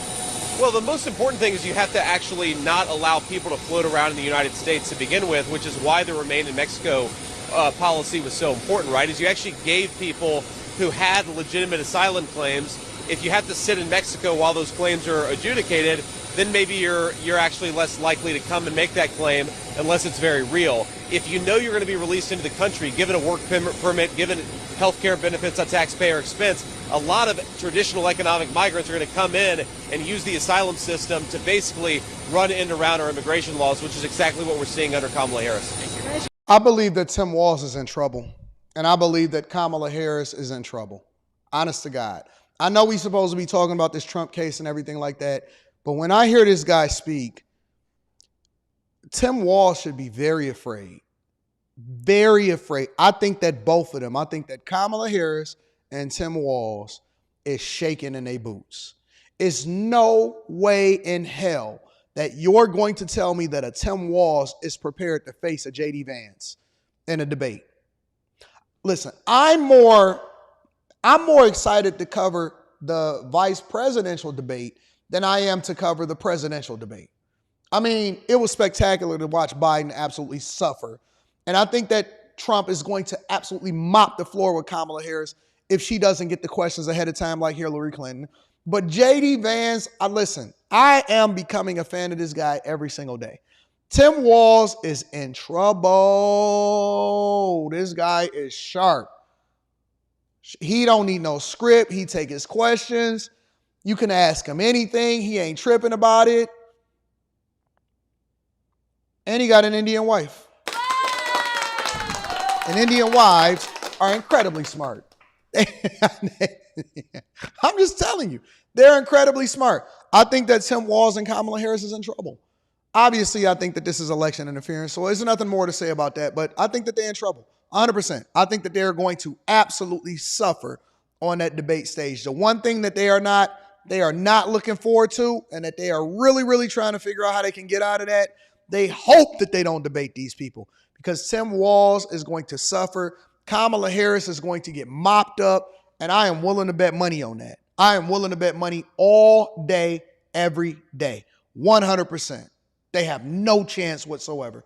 Let me read some of these super chats, and then we're going to move over to the next part of the show. High Tolerance says, away games are always the best games. Victory hits different on the road. Trump and Vance are down for whatever. Wealth Building Journey in the building says, it's a cost-benefit analysis. Yep, that's the words that I was looking for. I'm about to hop into an hour-long budget meeting, but shout out to Town and all of the chasers. If y'all not a part of the bag chasers, if y'all not a part of the Patreon, the link is in the description. Eric Harris is in the building, says, the devil don't quit, ever. Big Dog Old Town is in the building, says, why black people need her to be black so bad? They should be over that. How is this not election interference? It is election interference. I'm still voting for Kamala, Amber Rose 2024. I'm still not voting for Kamala, Amber Rose 2024. Vance is a true definition of pop out and show ninjas. He don't care. JD always out here for it. Try again. Frederico says Tim Walz will need a Biden-level diaper when he meets JD. JD is no joke. He is no joke. And I didn't know until he became vice presidential candidate. When you hit the streets, the people are for Trump by far. Don't trust the polls. I plan on hitting the streets soon. As soon as I get a little bit of time. Maybe I'll do that today. Is it supposed to rain today? I ain't supposed to live stream tonight, do I? Maybe I can do it live. I don't know. I got to figure that out. Make sure y'all hit a like for the algorithm, subscribe to the channel, and turn on your notification. We got to bring y'all back out to the streets. Now, I like to jump around a little bit. And it's bothered me. It bothered me so much. I got this story in my inbox, and I actually had got it. Who sent me this story? A bunch of people had sent me this story, right? And it was basically Rita sent me this story. Shout out to Rita.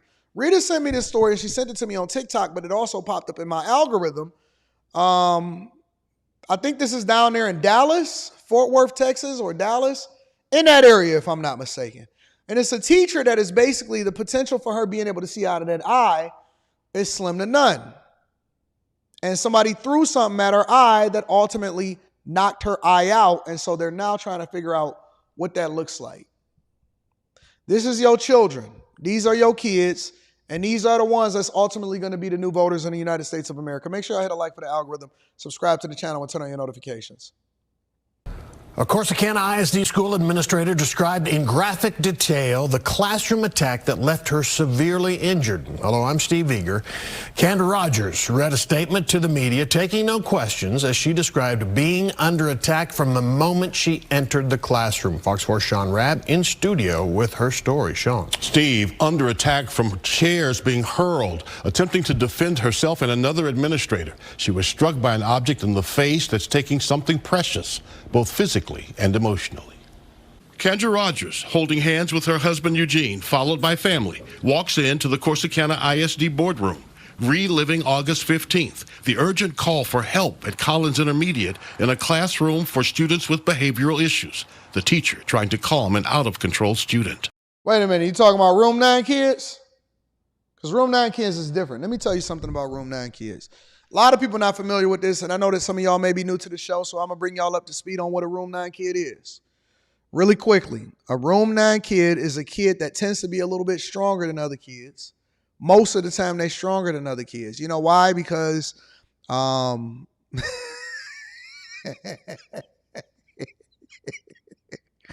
now they call them talented and gifted. Back then, they gave them helmets. Okay? They gave them helmets. They rode shorter buses. Their classrooms tended to be closer to the bathroom, and most of the time they weren't the type of kids that could go out and about and get to different classrooms on their own, so they all stayed in the same class all day. And back in my day, they also let them out of school earlier so that their mother and their parents can pick them up. And some, like I said, a lot of times they had mouthpieces, they had helmets, they drooled sometimes, and occasionally you might even get a wet spot on their pants if they couldn't make it to the bathroom that was directly next to the classroom. But it was wild in there. You know, sometimes you would hear banging, you would hear music going while instruments is going. I mean, anything to keep these kids distracted while at the same time trying to give them a sense of normalcy of going to school with the regular kids. Now, what we've seen most of the time nowadays is they're all combined, right? Everybody is in the same classrooms with everybody. And so, you know, they go out, they populate the earth, they go and bust them down for a real one. They really, really strong. So we can get them on a blind side. They like the water boy in a way. It's kind of like the water boy. You know what I'm saying? And they run and they hit their opponent and they target them and they take them out and they tough. It's just like the water boy. And then the whole audience got to put up the sign and say, stop, in order to get the water boy to stop. But the water boy was incredibly strong. The difference is that it was very difficult for him to put the other parts of life together. So when we get into it, like, for example, a Collins Intermediate School, which now they call it a prop, you know, the school for people that have behavioral issues and stuff like that. This is what they're walking into. This is what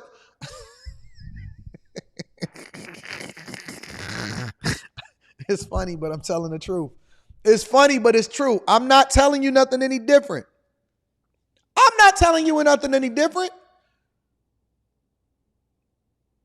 Room 9 was a real thing. I don't know if y'all know it. Room 9 was a real thing. Bobby Boucher, that's correct. Bobby Boucher. So when you see this woman telling her story, I want you to know that she's dealing with Room 9 children. And parents, let me add the other part of it, parents that didn't care anything about their children in most instances when they had them. Single baby mamas. I'm just going to give you the real. Single baby mamas, no daddy in sight. He might be in jail. Somebody tell me if y'all heard this story before in the chat, because chat lives matters. Daddy might be in jail. She might have even had him with the 2-for-1. You know the 2-for-1 special down there in Texas. Texas, they giving them out. They used to be in Atlanta. They giving it out in Texas. The 2-for-1 special is you might get herpes and chlamydia at the same time. So when the kid come out and is born, they got herpes in their eyes. And we don't know because the kid can't really communicate with us because it's a baby and it's just coming out. They got herpes and chlamydia in their eyes. Let's give them the 2-for-1.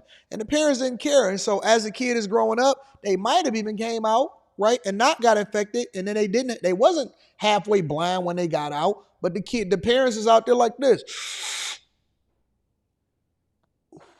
And they blowing the smoke in their face and they catching secondhand contact. So now the kid is high all day. And then by the time they get over to the teachers and the principals, the teachers and the principals is now over-glorified babysitters to kids that have been suffering in their own households. And then the parents, if you try to say, hey, man, your kid is bad, the kid is going to go back and tell their mama, and their mama going to come up there with their hair twisted to the side and say, I can't believe oh my God. Don't you say nothing to my cat. Welcome to Room 9. Welcome to Room 9. Parents selling food stamps so they can go and get them trees. They smoking that Reggie, blowing that Reggie right into their kids' faces. A lot of y'all don't know what Reggie is a very substandard tree service, if you know what I mean. blowing that Reggie inside of their face, got their boyfriend over at all times of the night. Kid ain't getting no sleep because he keep hearing the headboard against his room because there ain't no insulation in that section they housing.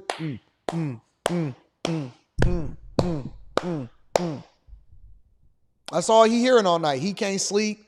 Keep on having to wake up every morning and eat nothing but sugar because everything ain't no nutrients in the house. Everything is preservatives. That's a room 9 kid. So when you think about what this principal had to deal with, I wanted to paint the picture for you so you know what kind of strong kid she's running into. When I arrived, the teacher and students were outside the classroom. One student was holding his head, having been assaulted by the student remaining in the classroom. What she describes is a violent confrontation, much more than what the district called a classroom disruption. He picked up a chair and acted as if he would throw it. He finally did throw it at me, but I caught it midair. He picked up another chair to throw at me when another assistant principal entered the room. I used the first chair to block the second. He picked up a third.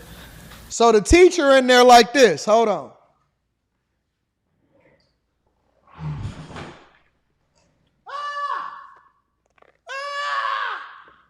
Teacher like this. Room 9 kids is on the loose. Room 9 kids on the loose. Hey! Hold on. What you doing? Put that check. Put that check.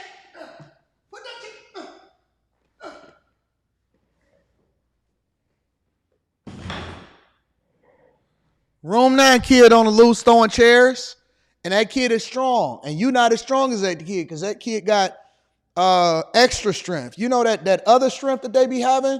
They got a different type of strength. They throwing chairs and catching chairs. The principal's in there catching chairs and dodging chairs. Yo, it's crazy. And threw it at the other assistant principal. And I used that initial chair to block the one that he threw at her. After blocking the chair thrown at the other assistant principal, he threw a wooden hanger at me, but I couldn't stop it fast enough. The hanger hit me in my right eye and knocked it out of the socket. I grabbed my blood was pouring out of my head and stumbled out of the classroom door. Rogers care flighted to Parkland, emergency surgery to try and save her eye. Doctors were able to reinsert my eye. However, they determined that I've been blinded, and they currently believe that my damage is permanent. She says it's time for the state to reevaluate the education code and how marginalized students are disciplined. Overly aggressive students. But they still want to call them marginalized. Nah, mama was busting it down for a real one, and y'all keep telling me everybody should have the right to have kids, except for the principal that got her eye knocked out the socket and it was bleeding profusely and she ain't gonna be able to see in her left eye no more. Need services to meet their needs, but I do not believe the safety of other students and the educational staff should suffer. It's not the child's fault per se.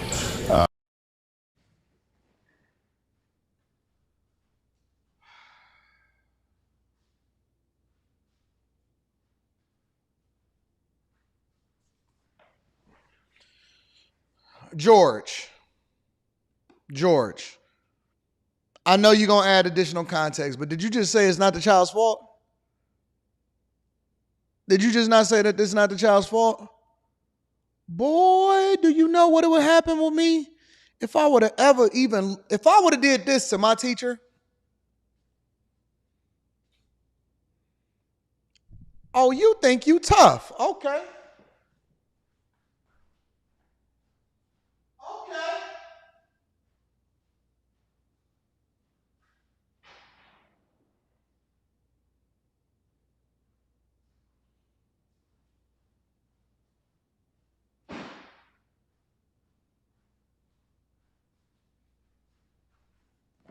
Oh, you think you tough. Did you just flinch at the teacher? The teacher said you, no, I didn't flinch. I was scratching my head. No, I heard you. Okay, all right.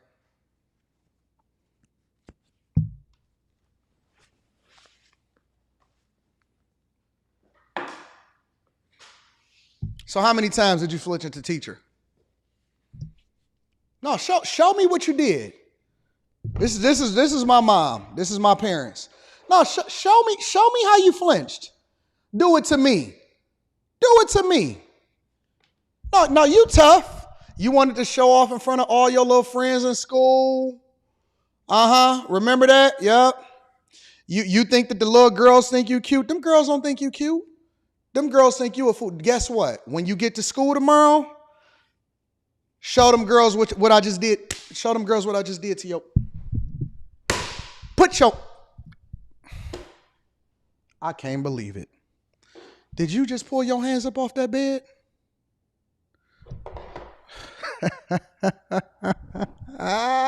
Yo, my mom did the Denzel laugh before Denzel did the Denzel laugh in Training Day.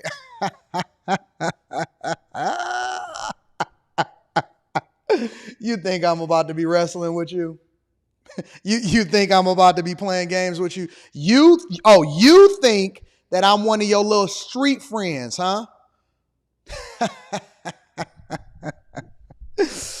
Pull your hands off that bed one more time. I dare you. I dare you. Oh, you think you tough? Huh? This is the great equalizer right here. I know that y'all believe in gentle parenting, and you think that your kid can go out here throwing hangers and chairs in the school and be able to get away with it and do what they want to do when they want to do. I know that y'all believe in gentle parenting and soft life and all of that. Oh my God, did you eat your vegetables today? Yeah, you believe in all of that, don't you?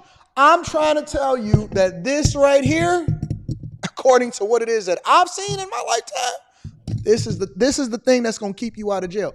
This is going to keep people's eyeballs from getting thrown out. This is going to keep you from selling drugs. This is spare the rod, spoil the child. They not going to die. I promise you, this is the thing that is going to separate the real from the fake and is going to have your kid being a stand-up, upright citizen and to ensure that they pay their taxes on time and they never going to get in jail and they ain't going to never have to worry about Felice Johnson. I guarantee you that much. I guarantee you that much. Oh, you think you I hated to hear that sound.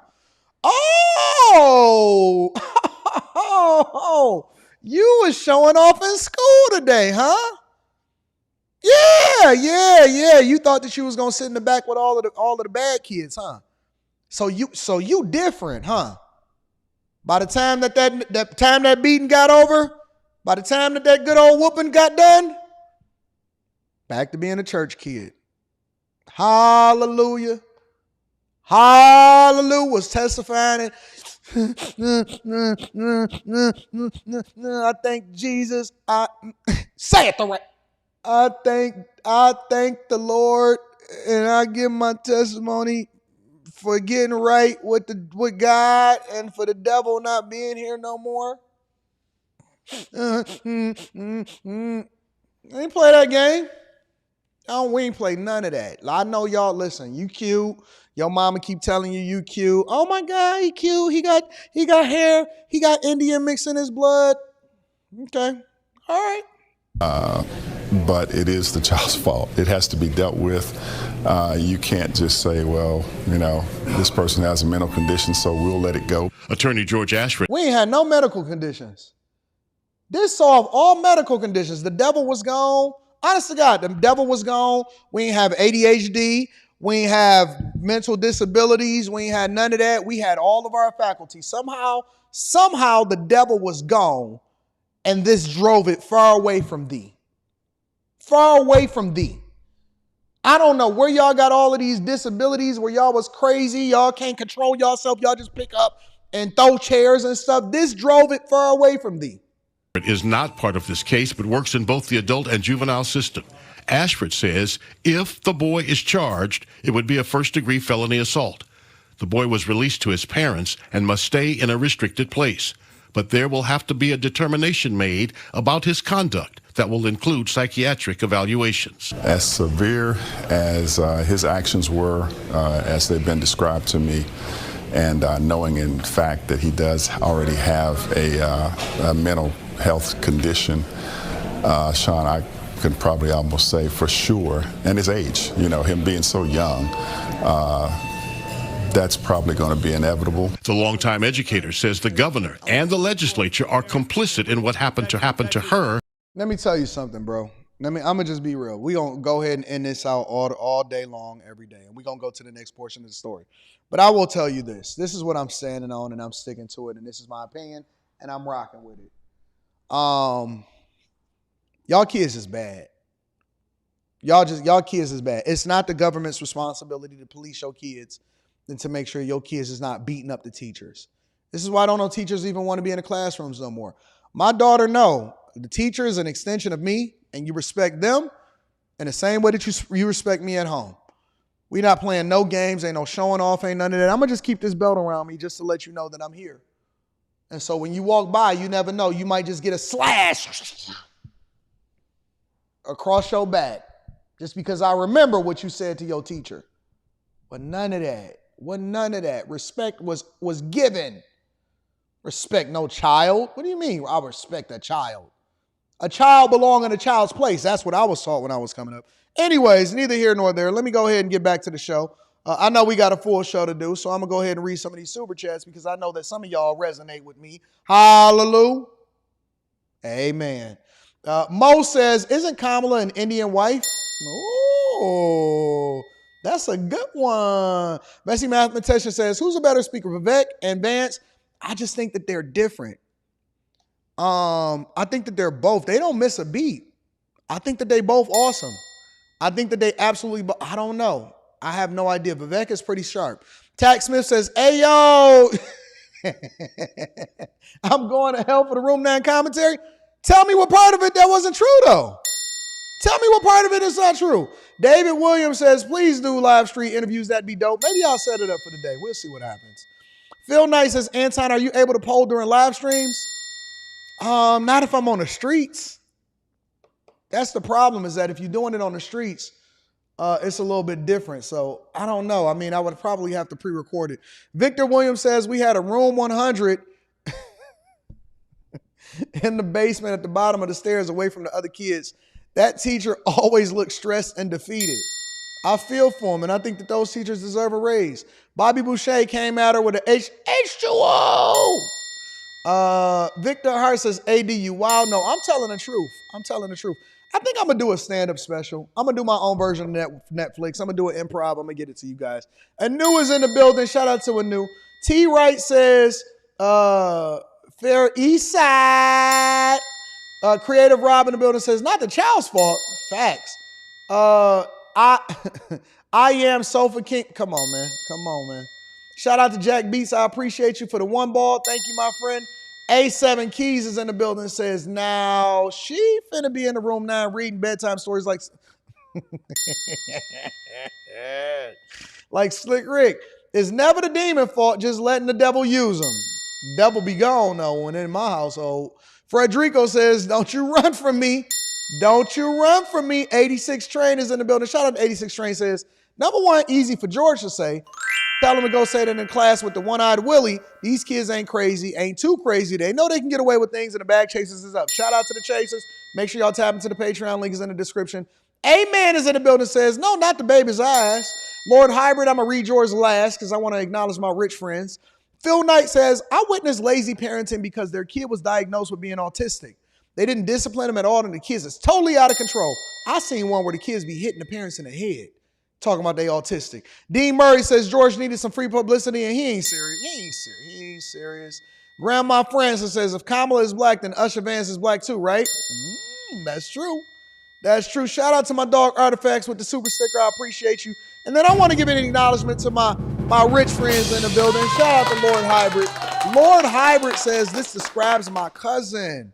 She's a promiscuous daily weed smoker. Most of her 3-year-old boy's back teeth is rotted out. And he has more crowns than a 45-year-old.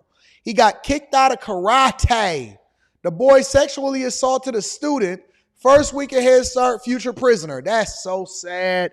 It is so sad. Thank you to Lord Hybrid for holding me down. I appreciate you. I would have got them together.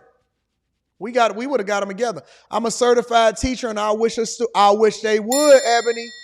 Ebony said, I wish they would. Let me tell you something, man. You know what's so funny about this whole conversation? about these bad kids. When the kids, because, you know, we lived in a hood, we live in a neighborhood and all of that stuff, but we was a family of 4 boys, and we all had friends. And anytime that our friends would come over and they would want to spend the night, or, you know what I'm saying, they would want to come and hoop, and they didn't want to go home because their house was messed up and they was bad as hell. When they came to our house, do you know that our friends got whoopings just like us? They would go home. This is the honest to God truth. They would go home and they would act out with their parents and disrespect their parents, and they wouldn't do that at my house to my parents. And if we all did something and we all got in trouble, we all got the belt. And it wasn't a lighter whooping for them. They got the same whooping as us, and they would submit, and they would be have so much humility, so much so to where I have my brother's friends, because they're 6 and 7 years older than me. I have friends, and my brothers have friends that today look at my parents as parents. They thank them for saving their life, and they are stand-up citizens today, and that's a fact. So if people keep telling me that, oh, it don't work for everybody and all of that, no, I don't want to hear that. My friends, if they was with me and they was coming to my house, they got whoopings too, just like every other person in the neighborhood. The kids in the neighborhoods was getting whoopings at the Daniels house. I'm telling you, the kid, if you didn't want to come hoop, then don't come hoop in my backyard. Don't come hoop. Don't come ask to get these good meals that my mama was cooking. Mama was cooking all kind of dinners for the whole neighborhood every single day. She was doing it. Dad was working for the whole hood. The whole hood would come over there and get something to eat, and you're going to get this beating while you at it too, because you was acting up in school. Oh, I heard you was acting up in school, and you're not going to go home and disrespect your mama. Put your hands on that bed. They would get it the same way. The same way. That's the honest to God truth. And that is on everything. If you hear, you getting this work. If you hear, you're getting this work. Or don't come over here. Don't even come on this block.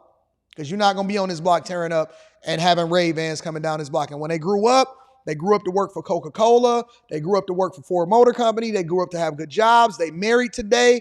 They have good kids. And they got a whole nother lifestyle. And they thank my parents for them. And they don't thank their parents. They thank my parents for them.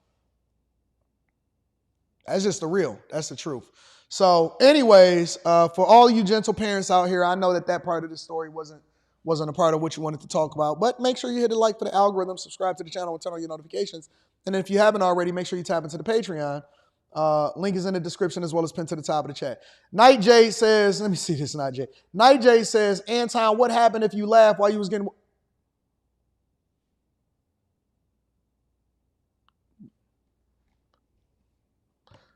Wasn't no time for laughing. That hurt. Listen. You don't mistake cries for laughs when you got them joints. Them joints, trust me, it was no laughing in the building. Listen, I remember getting, we're going to get into this next story, but let me just say this. I remember when we was younger and one of my friends was getting a whooping by my mama. And he was screaming like a little girl. And we were still in the backyard hooping, and so we was laughing about it or whatever. And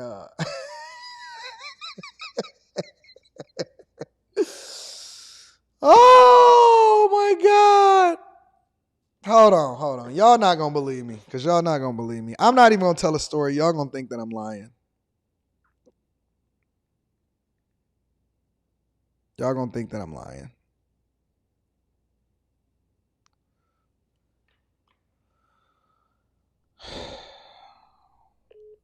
Oh, shoot. I think that they're in Hawaii. They're going to think I'm lying, but I'm not lying. I'm not lying.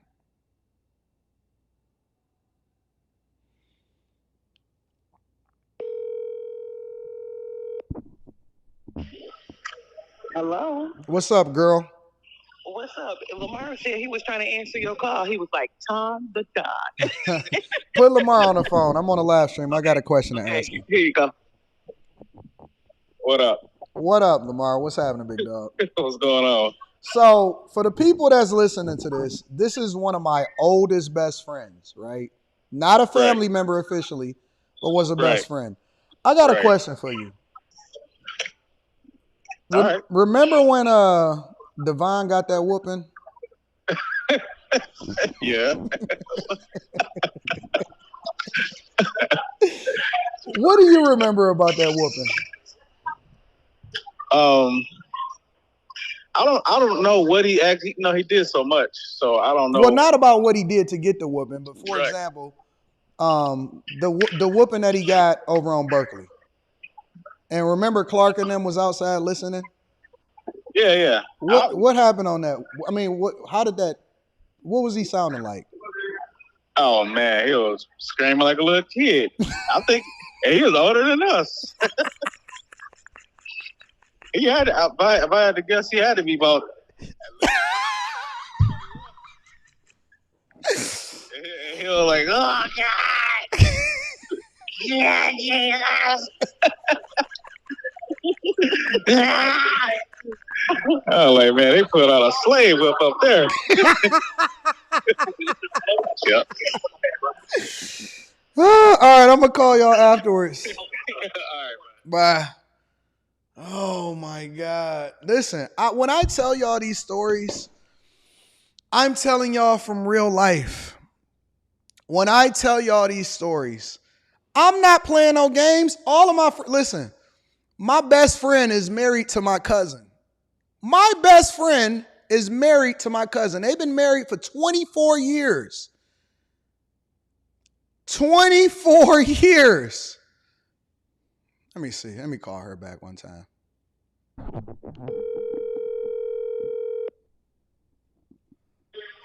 Hello. Hey, how long you been married? 24 years. You've been married for 24 years. That's right. How old were you when you got married? 18. You was 18 years old. What do you think your marriage is like today, if you had to describe it? Perfect. All right, I'm going to talk to you later. Okay, bye. Bye. She the same age as me. We are both the same age. I got married when I was 22. She got married when she was 18. She's been married for 24 years.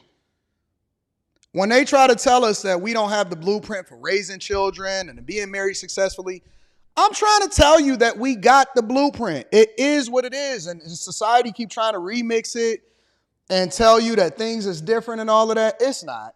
It's not. Y'all just out of control. Y'all reckless. Y'all out of control. Y'all doing what y'all want to do when y'all want to do it. They on a vacation in Hawaii right now for their 24th year anniversary.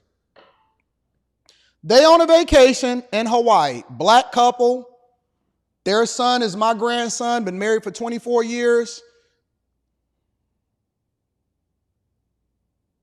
18 years old, married.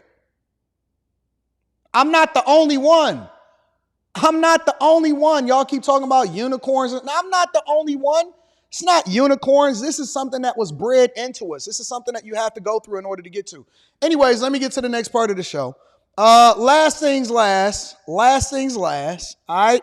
I've been getting a lot of videos in my algorithm of people that are basically saying that they can no longer work a 9 to 5. So I sorted through them. It was like 4 of them. And I wanted to find the shortest one of the one that we will probably not identify with the most as far as the demographic of the person. So I picked a white boy instead of the black woman or the black man and all of this stuff. And my godson, not grandson, godson, okay? And I wanted to go through this. And so we're just going to spend a quick 10 minutes to get to this. Make sure y'all hit a like for the algorithm, subscribe to the channel, and turn on your notifications. A man that says that he can no longer work a 9 to 5 job. Let's get into it. Hey everyone, welcome back to another video journal. I did a video like this not too long ago. Today I had a work meeting and it was the most, I have never felt this much dread in my life before. And I don't know, it got to a point where I was like, we were talking about how we're all excited for our vacation. That's all people talk about at work, waiting for vacation. They live to wait for vacation. I said, you know, I only have 2 weeks of vacation and like, it's 10 days. That's all you get. You work your whole year to give your time and your soul to someone else to help build their company. And in exchange, you get 10 days. Ooh. So it's like, wow, you're the rest of the time you're just slaving away like for a company, and then you get 10 days. Ooh. And he said, yeah, welcome to the real world. But you're still young. You've barely started in this career. You've only been doing it for about 3-4 years now.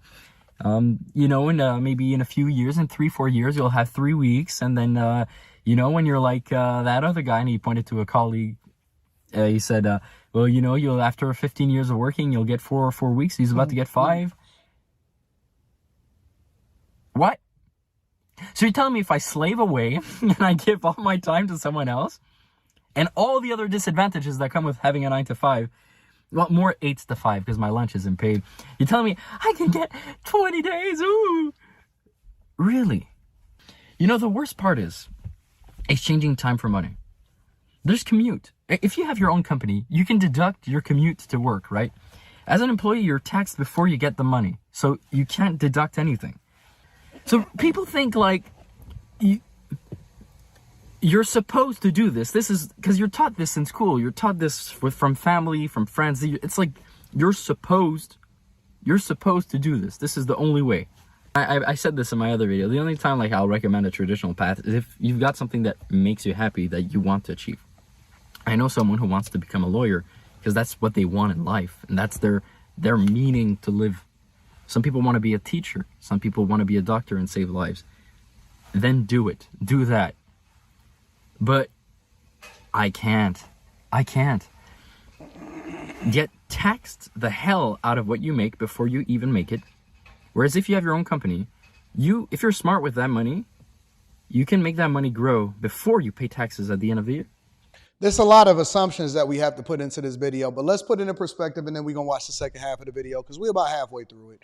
So let's put it in perspective. What he's basically saying is this pathway that they're laying out for him, because there's different versions of a 9 to 5, right? So we're going to assume that he's in a dead-end job, but there's different versions of a 9 to 5. Tim Cook works a 9 to 5 as the CEO of Apple. You understand what I'm saying? So when you compare it, all 9 to 5s, first of all, are not created equal. Secondly, you're trading in your time for money, but you're supposed to be leveraging those resources to ultimately invest in yourself so that you are not required to do something that you don't want to do for the rest of your life. Third, you have to start somewhere in order to get the experiences, and that's supposed to motivate you to continue to invest in yourself, which allows for you to get a bigger bag and have more freedom, because then you won't be just a cog or a wheel in a cog, and you'll actually have options and choices. Fourth, a lot of people define the job as their identity because they spend so much time at it. A job is merely there for you to exchange your time for resources, and you use those resources to do whatever it is that you want to do for it. For housing, buying cars, feeding your face, protecting your family, getting health care, all of this stuff. A job is not supposed to be there to make you feel good about yourself. And this is the thing that I think that most people are forgetting. You know, they're used to a time where things weren't as technologically advanced, where you would work 30 years, get a pension, retire, and then you could do whatever it is that you wanted to do for the rest of your life. The fact of the matter is A, if you don't work, you don't eat. But more importantly, to speak to his bigger point, the issue is that they keep championing entrepreneurship, which is not a bad thing. I teach people how to open up their own businesses myself. But the problem is that most businesses fail. And the reason why you go into a job most of the time is because you don't have the bandwidth, the capital, the dedication, the love for it, or the willingness to not make money in your business while you're building it. And then at the same time, understanding that you may not be profitable the minute that you open up your business. And so it takes hard work. And guess what? When you have your own business, you don't get days off. You don't get to get paid PTO, whether it's 10 days, whether it's 2 weeks, whether it's 3 weeks, 4 weeks, or 5 weeks. That is a benefit to working for a corporate structure or for somebody else that you then negotiate. But I don't get to negotiate. Guess what? Mika, I love her. God bless her. One of the best people that I've ever worked with, and is a phenomenal content creator and is continuing to get better every single day. Mika needs a vacation. And I understand that. And she's willing to make concessions. And she was like, listen, if you need me to jump on Tuesday show, I absolutely can jump on Tuesday show. I said, come on, girl, get on Tuesday show. I love you on Tuesday. And it was a phenomenal show last night. But Mika is going to take a vacation. Guess what? I got ownership issues, meaning that I have to make sure or figure out what I do around Mika, because usually she's live streaming with me on Friday and Thursday nights. But guess what? The show has to go on. Q. Sometimes she's traveling outside of the country, or sometimes her power is not working, or whatever. I don't get the luxury of being able to do that as an owner. Everything I have to do is around my schedule. When I got the phone call in order to be able to take a flight to go and get my Rolex that I picked up over in Miami, I took that flight in the afternoon. I was streaming at night, and I had to do it after the Millionaire Morning Show because we don't miss.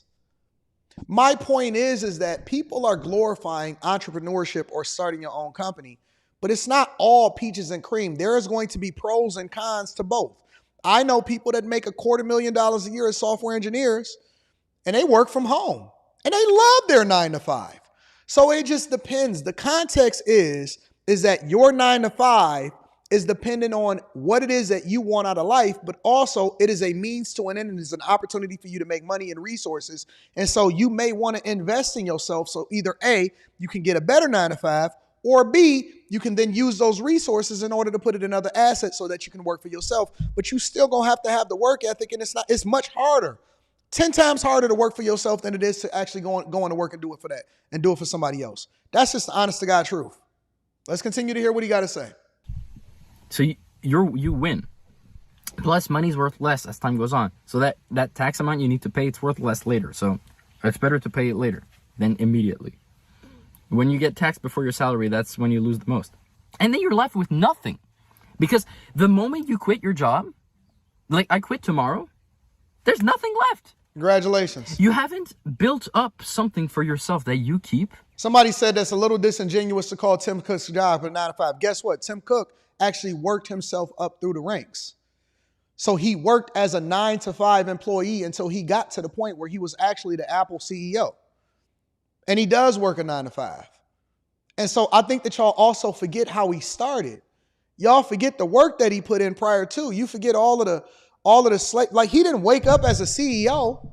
And a lot of people want to complain and they want to compare their lives and just go straight to the end goal. And that's not how it works. And I get it. I'm not dissing him. I'm not saying that he's wrong for saying that he can no longer work a 9 to 5. There are some people that's just not, they don't want to do that. They can't do it. It's something that's gnawed them in their soul. And some people that are a little bit more special, you know what I'm saying? Or they may have this inkling to just be a serial entrepreneur or to go into it or to dive into something in particular. And I commend them for that. If you can quit your job and figure it out for yourself and do it, that's dope. But what I'm saying is that there's pros and cons to both. Right. And I think that everybody look at this title or they look at these videos and they take it as a blanket statement without getting the context behind how you go about doing things and how you can be successful and how you grow and how you can get to the point to where you no longer can have a 9 to 5. But at the same time, what are the pros and cons of not having a 9 to 5? For yourself, you work all this time, you leave, and that's it. They're thankful you did it for them, but you're left with nothing. They're not going to be like, hey, for all the hard work you did, we're going to pay you a monthly salary of like 10% of what you earned total just to like keep you going. No, it's over. My colleague, when I told him, it's really depressing. TM1776 says, men specifically, we make the most income in our lives from mid to late 30s through our early to, no, you don't. That's a lie. That's not true. Your highest earning years is in your late 50s to early 60s as a man. That is statistically a fact. Men, you make the majority of your money, your highest earning years is in your late 50s, early 60s. It is not in your 30s and the 40s. It is not in your 30s and 40s. It is in your late 50s to early 60s. That is where you make the bulk, the biggest amount in your earnings for majority of men in your life. He says, yeah, well, you don't think about it because then you'll want to die. But you get older and you'll learn to suppress the feeling. So Is that life? Is that what life's supposed to be? Learn to suppress the feeling of wanting to die? That's not nice. I'm happy. I'm not a sad person. I have big ambitions, big dreams. Working for someone else and thinking it's the only way is wrong. I agree with you, TM1766. He hasn't been along a lot. I can't do it. I know a lot of people in the comments will be like, well, then prove it. Or, yeah, well, you just need to accept it. I think that's just the consensus. People say, you just need to accept it. That's what my colleagues were saying. You just need to accept that's normal life. Because that's what they've been told. I'm sorry, maybe I dream in color, but I'd much rather do that than black and white, you know? And let me get a content creator some love. I always like to shout out to content creators and give them visibility regardless of whether I agree with them or not. I partially agree with him, but I partially disagree with him. His name is Sean Disselets. Sean Disselets, I believe. 12,000 subscribers as of the recording of this video. Make sure y'all go and check him out. And if you like his content, go and subscribe to his content. I don't care about money. I want time. 10 hours every day is gone. No, it's never been about the money. I don't care about money. Cut my salary in half. I don't care. I want control over time. I'm at the office and there's no work left to do, and it's 3 p.m. and you do this, waiting for 5 p.m. Sound like you want to be a drug dealer then. And you feel your soul slipping away, like just wasting away. School teaches you that failure is a bad thing. The moment you go to school, you're told an F. You fail. It's bad. Failure is taught like you fail once, it's over. You have to restart. It's done. That's not true. Failure is a part of life. It's important. How do you learn to skate? You fall. How do you learn to ski? You fall. All right, I got you. All right, so go ahead and check him out. I think that to have a desire for more is healthy. How you get there is determined by you. So that's the lesson that we take from that. But I've been getting a lot of people, maybe it's a trust fund baby, I don't know. I've been getting a lot of people that is basically saying, I'd rather die than work a 9 to 5. I want to quit my job and all of that. Okay, I think it's context to that. So we'll be reviewing some more of these videos throughout the week. Again, let me read some of these super chats and then we're going to go ahead and get y'all up out of here for the day. I got a meeting that I got to get to in 8 minutes. So for my 9 to 5 job, you know what I'm saying? Tresidential in the building says group whoopings was a thing. Yes, it was. At least in my household, it was. Eric Harris says, calling on Jesus while getting the beating is next level. Jesus! You got to call on him. Pleading the blood, baby. Country Boy Finesse says, I got beat with yardstick, belts, and switches. And that's why you're here today and you're not tweeting me and you're not sending a super chat from jail. Chris Smith says, you forget about Greg Mathis, 39 years and she quit? I don't understand what that means. I don't understand what that means. I guess you're trying to say that the 24 years that Cuz has been married is supposed to be nullified by the fact that Judge Mathis is getting divorced at 39 years old. Interesting. Y'all always gonna find a negative in everything anyway. High Tolerance says it's sad out here. We can have this combo until we're blue in the face and come to the realization a lot of people are allergic to work. Agreed. Shout out to Marcella O in the building. Shout out to Marcella says, hubby and I are self-employed. He is a contractor and I have a cleaning business. Learned my trade, opened up my own thing and have been gaining clients ever since. I also homeschool 4 kids and all we know is hard work. Talk about it. Is that a trust fund baby? I don't know. I have no idea. I haven't deep dove into his content. John Irving says that's why you have to have the kingdom mindset. Victim Williams is in the building says, y'all can be lazy while I get to the bag. Lazy men these days. I agree. This is more money for us. Anyways, have y'all not subscribed to the Patreon? The link is in the description. Have you not hit a like for the algorithm and subscribe to the show? You should. And then have you not gotten that Tiege Hanley 40% off your first order plus 20% off of life? We love you. We appreciate y'all. I'm going to see if I can get out in the streets and do some interviews today and see if I can really, really deep dive into the mindset of a lot of these people. So I'll keep y'all updated on that. Make sure y'all follow me on Instagram, TikTok, and X because I will be letting you know if I'm going to be hitting the streets today on those platforms. But more importantly, we're going to be back here in the morning for the Millionaire Morning Show. I love y'all. I appreciate y'all. Y'all are the greatest audience on earth, bar none. Thank you, thank you, thank you, thank you, thank you. It does not go unnoticed. I'm going to talk to y'all tomorrow. Peace.